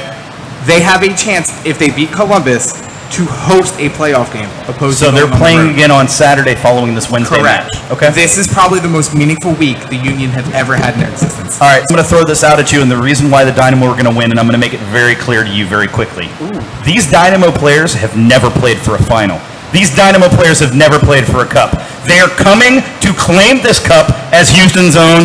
Philly, get the hell out of my stadium. Philly, get the hell out of my city. We're coming, and we are leaving with this damn cup. Queremos la copa. All right. Okay. Your Dynamo last 10, 2, 6, and 2. That's league play. It does not matter when it comes to the cup. Look at SKC. That's overall. It doesn't matter. Look at SKC. 4-2. When was the last time Philly dominated a match 4-2? Your last U.S. Open Cup final appearances, 0-2. At least we've been. Damn! At least we've been to 2 Open Cup What finals. was the last time the Dynamo played in a final? Is that all they take serious? Is that what you're saying? That's all they care about. That's all they care about is the Open Cup in Philly. They don't care about MLS Cup. Did you mean Dynamo or did you mean RGVFC? RGVFC, Who are of they? course. I mean, they're the ones that are promoting players so that we can actually see them play in Open Cup. You know the guy. His name is Memo Rodriguez. He's the one that's going to score number 5 on your ass. He actually is the one that worries me the most. And I'll be honest, next year it's going to be another player that you probably don't see coming. It's going to be... Not Palladino. Carlos He's still Small. young. No, it's going to be Carlos Small. And the year after that, it's going to be Manny Padilla. The year after that, it's going to be Brandon It'll be the Morales. return of Charlie You are Ward. going to learn who these players are because they are going to own Open Cup. They're going to own league play. Sorry. It's coming. It's coming. It's coming. Philly is nothing to me anymore. Bye-bye. Yeah, I wanted to shoot. Bye-bye. Hit him straight! All right, so You actually, don't take no really shit around truly, here. though, if we lose, everybody get the hell out of that stadium. No, Because, you know, seriously, this motherfucker- Justin, we need to put a little friendly wager on this one. So it's going to be very simple. You ready for this? The loser has to wear an FC Dallas kit to the home match next season. I have a shirt. I know you do because you had to wear it at the I'm not Kings wearing Court and the match because I you paid lost him in the a few last time. different. I'm not wearing a kit. I'm not forking over the money for a kit. No. I will put the money forward for the kit. I'm just saying because I'm not losing. The Dynamo are not losing tomorrow night. Don't worry.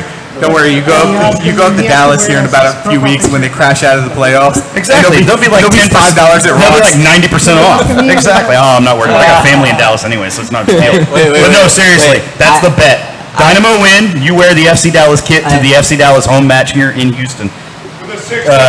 Union win. I will wear the FC Dallas kit to the Houston match here in Houston. I actually just dang, I don't know which one I'm going to see more actually now. They both sound pretty good. And of course, I'm going to make it like a medium, so we both look crazy ridiculous in this kit. I will add this as well. Whoever loses has to have the Miazga meme on as his profile picture for a week. Oh, and the other key is you have to have the picture taken, and you have to have Jeff Strong retweet it. Because we know that that's going to hit everybody in Dynamo land. All right. So with that being said, okay, so you're gonna wear the kit if he wins. If the Union wins, I will wear the kit. Edson and I will have. I will say this: pictures if it goes to PKs, Justin, we are both clear. Okay. This is only if it's won in regular time, not even extra time, but regular time. I do honestly 100% think though this might be the grittiest. Then you have nothing to worry about. No. I think this might be the grittiest final in the last 5 years. I don't. I think this is going to be an absolute just slaughter fest in terms of attack. Because both teams are just phenomenal going forward. I think you're going to see so much attack that it's crazy. Who would have thought that it wouldn't have been CJ Sapong or David Accam for the Union? They've been non-existent this year. They have been, except for David Accam, who did have a run of form, like 3 matches, and he was good. But he hasn't done anything the last No, 10. but let's be fair. He was always that way in Chicago, too. You know, he would have a run of form of a couple of games and then go out of form. Before I leave, the standouts to watch for the Union. Okay. Corey Burke, because I think he will be due for a final. And let's be fair. When the Dynamo played against him last time, what did he do? He drew an incredibly important foul that led to a red card that ultimately led to Philly changing the way that game went. Yeah. And then Meduhin. I can never pronounce it. Yeah, that guy. Meduhin. I think it's how it's pronounced. Yeah, something like that. But I think him in the mid hooking up with Corey will be the turning point for the Union. The turning point for the Dynamo is going to simply be this. JDC is back, and he's not taking he's not taking prisoners. He's just going to own everyone in the midfield. Number 2, the difference is you're going to have JDC in front of a backline that's going to include probably Senderos, Fuenmayor, Wenger, possibly AJD, who is back, by the way, and Beasley. You're talking about a veteran line last year, and it's that owned every team they face. It's the opposite for the Union. They have the youngest back line in MLS, and that's the key. And they have one of the better back lines in MLS. Pressure-laden final. Yeah. The difference is the Dynamo don't have worry because they have veterans that have been in these positions before. They know how to play it. They know how to run up to it. They know how to take it. What Elise shows up this week? Oh, this is going to be the Elise that you saw against SKC. This is going to be the Elise that you've seen against other clubs when they've dominated. I want the This is going to be a that showed different up. Elise because the truth is the Union have nobody at right back, or actually, it's left back, at left back that contain Elise. Look, they can try, but in the end, Elise is going to own them. At the end, Kyoto is going to own them. At the end, you're going to see a Morrow that you haven't seen in weeks. You're going to see a Morrow that scores a hat trick. Look, I'm calling it now. The Dynamo are going out in a victorious fashion. Fans are leaving happy, and it's going to be loud in that stadium to a level you have not heard in a long time. We are lifting the cup in our own stadium, and by God, we are leaving with that damn cup. Because it is ours. This is our year. You are not taking it. Get the hell out, Philly Union. Darby, I'm sorry. Hold on, because I'm about to throw TA and EB under the bus. I'm sorry. When Portland's here, when Dallas is here. These opinions do not represent the opinions of Generation Orange, just so it's clear. Just so it's clear, Sam, these do not represent our opinions. When Portland was here and Dallas was here, I didn't hear anybody from the Dynamo supporters. Sure, it's league play. Nobody cares. Try again. So now league play doesn't matter. So let's be honest. Not this year, damn it. Let's be honest. When it was FC Dallas versus Houston, you know what I heard? I heard Houston supporters. At the end of the day, when it's a match that means something to Houston, you know who show up? It's our damn supporters. You know why? Because they understand what matters in this city. They understand what matters for this team. They understand what matters for this club. At the end of the day, you're going to bring a couple hundred. We're bringing a couple thousand. Get off my damn pitch. All right. So what about the other, I don't know, 15, 16 home matches where nobody shows up? Justin. We gave up on league play at the beginning of the season. JDC was hurt all season. I don't want to hear none of this shit. We are in the Open Cup final. That is all that matters at this point. That is all that counts. I try to rain on my parade, son, shit to but say. it's not happening because the Dynamo are walking out with that damn cup. And I understand that some of it is not TA or EB's doing. No, I just want to see you guys arm wrestle right now and see who will win that right now. This is getting good. The front office does not do a great job of promoting. Running through my system right now. It's crazy. But hey, call his mom a sissy next. No. Moms are out of it. My mom is actually a sissy, but that's neither here nor there. But until that stadium at this point, until that stadium averages 20,000, I don't want to hear it. And How many fans does Philly average on a week? Their stadium holds 18, and they probably average at least 16. All right, so they average 16 out of 18. I'm pretty sure that when we win, and we consistently win, we average 18 out of 22. So when I look at the percentage and the ratio, you don't have any room to talk. No, even when the Union will are say that. garbage, they still have 3/4 full stadium. Easy. I don't care. And let's be real. What else is there to do in Philly? It's a shit city. It's a shit town. There's nothing else to do. In Houston, I can go do 100 other things. Have you ever been to Philly? I have been to Philly. You want to try me again? Philly Let's move on. Let's move on with Darby. Edson, this is getting good. This is the best show we've ever We're had. about to get like 5 more fans up World here right Series titles, Super Bowl titles, Stanley Cup titles, NBA Final titles. Wait, did you just say World Series titles? Because I'm pretty sure Houston dominated that ass in the World Series. First time in their existence. Good job. Sure, absolutely, absolutely. How many Philly titles do you have? 2, 1980. 2? We're back to back, bitch. Get out of my state. Get out of my city. You can't say it till you win it. Hey, we're coming for it. We're coming for What it. year was that? 2008. Okay, so the 1980, I wasn't alive yet. Oh, Please come with something else. Hey, Okay, Justin, Cowboys you can fan. go ahead and leave because you just got owned in a way you can't even come back. Not worried from. about it. Hey, It's almost sounding like the Dynamo trophies. You got to dust them off now. We've had more Dynamo trophies than Union will ever Matter have, of and fact, that's it. And the they're- trophy looks completely different now. Hey, win a current one. I can't even say anything When because was I'm the a last time the Patriots fan. Philly Union even looked at that damn trophy? They don't even know what it looks like. They haven't. You're exactly right. Hey, ask But us how our academy is. Seriously, Philly? No, seriously, Philly boy, look. We are appreciative of you being on, but I mean this from the bottom of my heart. Get the fuck off my show. You're done. You're out. This is the best ever.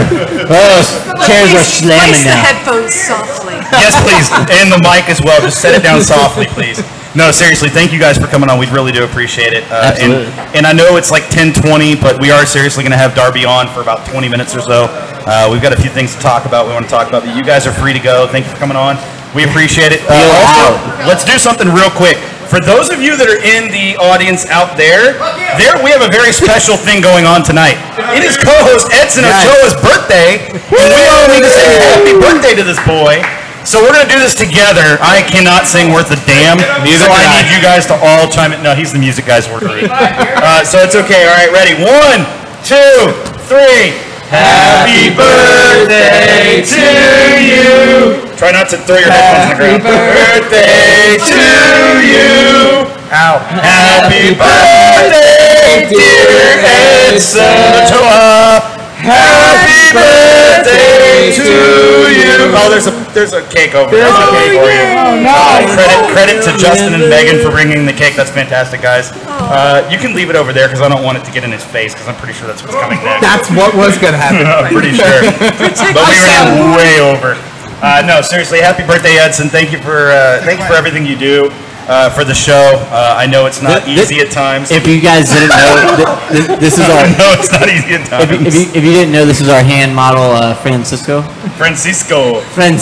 Oh no, he actually came on the show the other day and actually showed himself, which was incredible. At our apartment, no less. Cisco, thanks for joining us.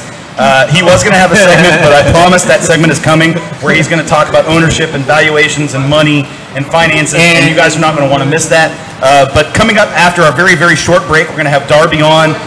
These guys are leaving. Again, thank Josh. That extends to you as well. You were, but that's okay because he's wearing Union kit. And everybody. But no, seriously, good luck tomorrow night. It's gonna be fun. When you lose, I hope you don't cry on our pitch, please. All right. He will have a smile. Don't even worry about it. Whoever wins, he's gonna have that. Well, of course, because he knows that his fiance, he knows that his fiance is going to be having a great time. So it doesn't matter who wins. We call that living on the fence from where I'm from. So at least I have playoffs to look after. I mean, you do, but when you go out in the first round, can you really say you have playoffs, or is it just a playoff? This year, just we're gonna host DC. I think we're okay. Hey, this year you guys just don't have to worry about losing to the Dynamo in the first round. All right, no, seriously, we are headed off. Thanks again.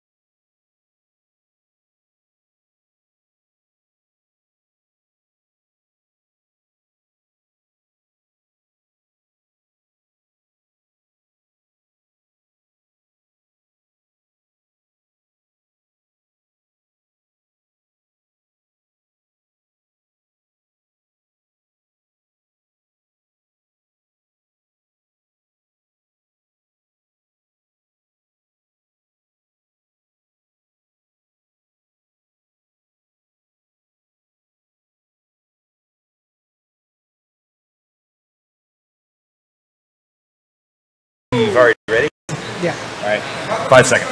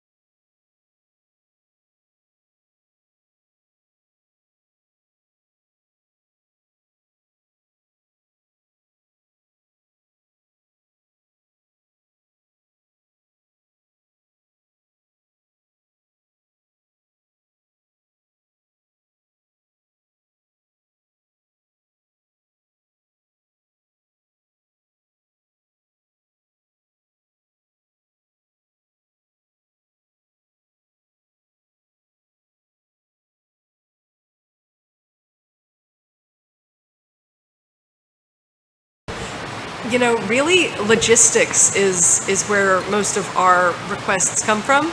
We are really looking for a move to a section that is underneath an overhang because our sound gets lost. It gets muffled. It gets muffled a lot. And especially when we have visiting supporters groups of any size that are underneath that overhang, they can drown us out despite their numbers may be equal to or less than. So I think would that was love- especially noticeable with the FC Dallas match, where yes. the Dallas supporters, because they were immediately under the overhang, were louder, at least on the south side of the building. Yeah. Whereas on the north side, you guys were louder. But you know, I do hope that's something that Dynamo look into and address for sure, because it does make a difference. You know, next question for you, and I know we're running through these really fast, but again, it's because there's extra time stuff going on right next door.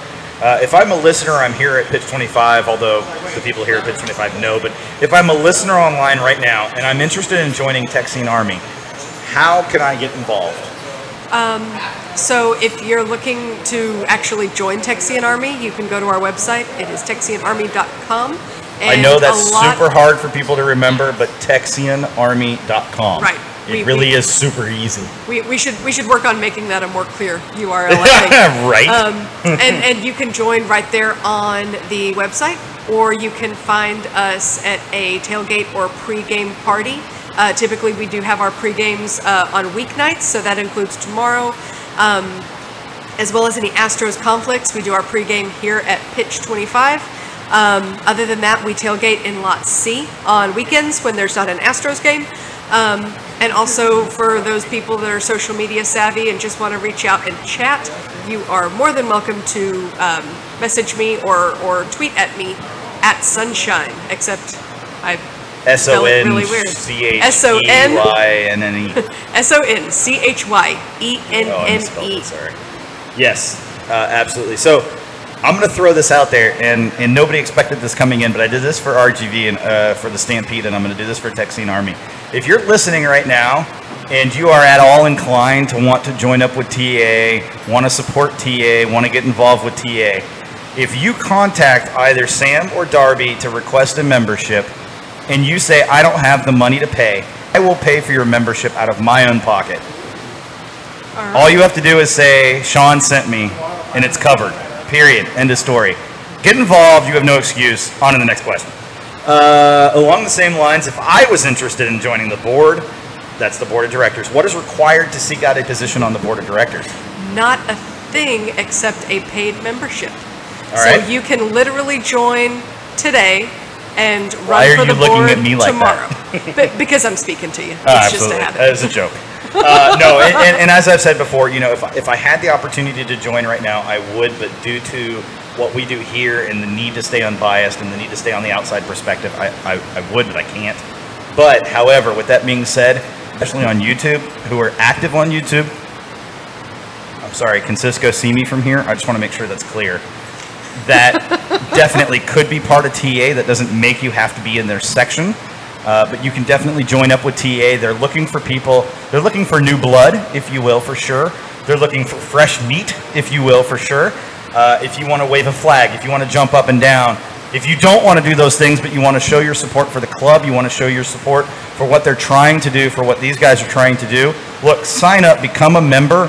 Get involved. Look, if you're going to sign up, the only thing I ask is that you remain active within the supporters group. That doesn't mean active on game days. What I mean by active is remain active in their meetings. Remain active when they're talking about board member elections. Remain active when they're talking about making TIFOs and doing activities, doing volunteer opportunities. Be an active member if you're going to sign up, because at the end of the day, active members will make TA grow, will make the Dynamo atmosphere better, and will make the Dynamo better as a team. Period. End of story. Moving on to the next question.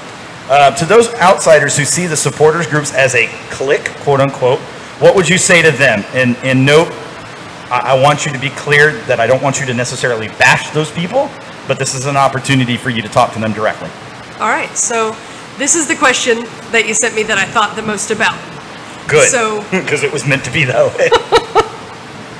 So I think that the Texian Army and the people that show up on game days and the people that show up to our pregame events are all people that care about the Dynamo, that want to see the Dynamo succeed, that want to cheer on the Dynamo. And I will say that there are cliques, but there is not one clique, and that's the thing. If you are thinking about coming to a tailgate, if you are thinking about coming to an event, if you want to come in, you will find a group of people that will be your people. You know, when we're at a match, we're there for about 2 hours, and during that 2 hours, every single person that stands next to me is my people. I don't necessarily go out with those people on the weekends. I don't necessarily even friend those people on Facebook. Those are not my clique Monday through Friday and on non-game days and those sorts of things. But when we are there to support the team together as a team. Right on. And so come and meet me. And if you say, hey, you know, I'd really like to get to know people, but I'm kind of more into this, like, I can point you to those people. There's a lot of diversity in our Texian Army group, and I can point you to where you will fit. Absolutely. And I want to give a shout out to TA, because when we did, what match was that for, Cisco, when we did the flag walkout thing? Dallas match? The Dallas match, when the FC Dallas match here in Houston.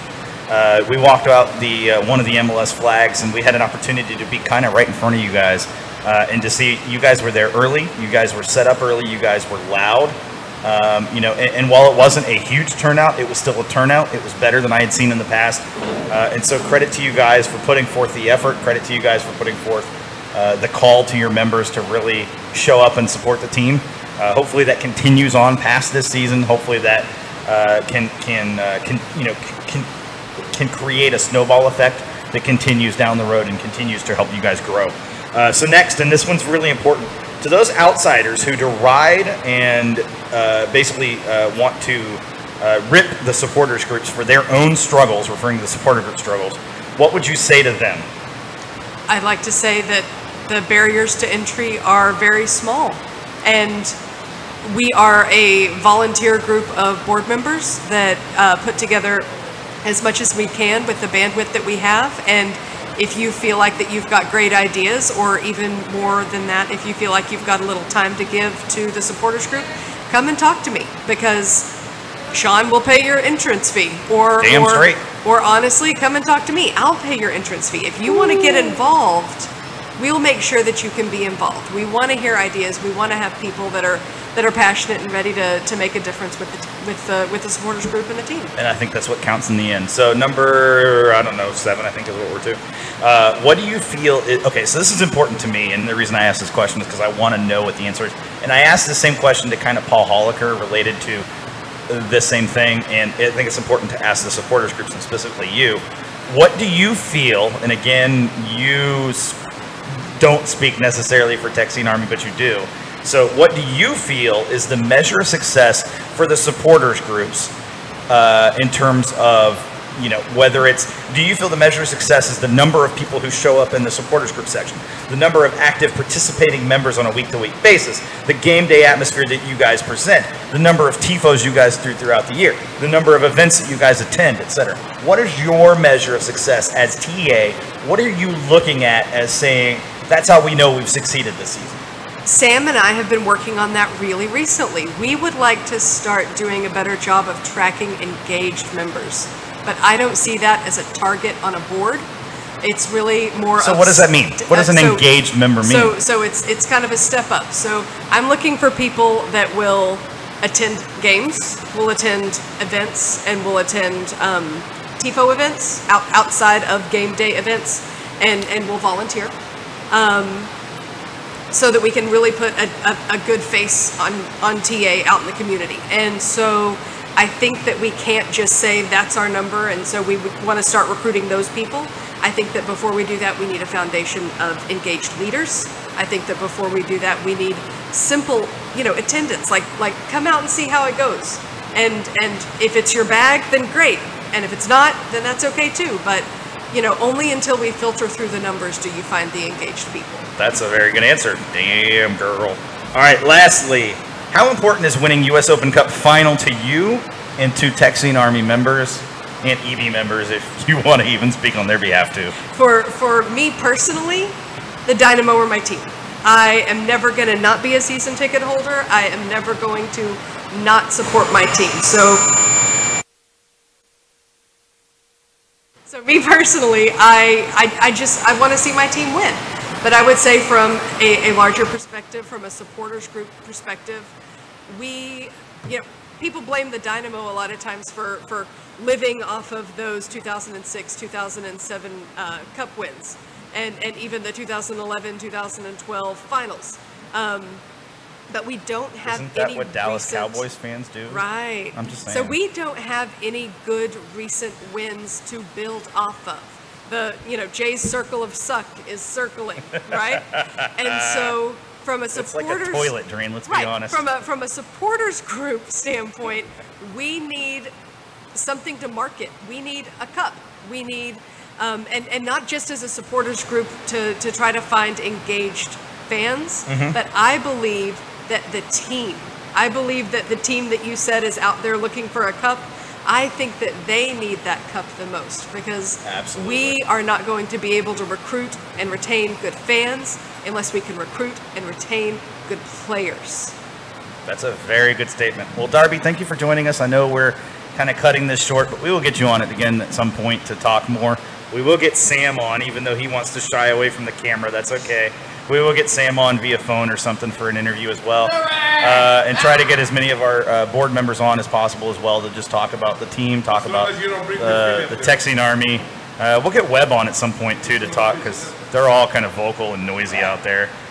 Yeah, Webb has already, I think, gotten his tickets to go to the CCL. Oh yeah, so I'm sure that's he why has. Webb needs. Oh, I'm sure Shout he out has. to Webb. Oh, he paid for those 6 months ago, just believing that it was going to happen. But no, seriously, thank you guys.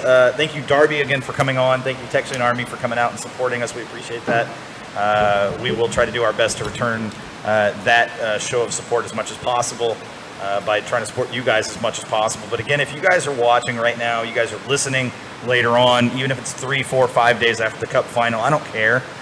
If you go to Texian Army, you tell Darby, you tell Sam, you tell anybody else on the board of directors that you don't have the money, but you want to join, and you tell them that I sent you. Again, my name is Sean, if you don't know who I am.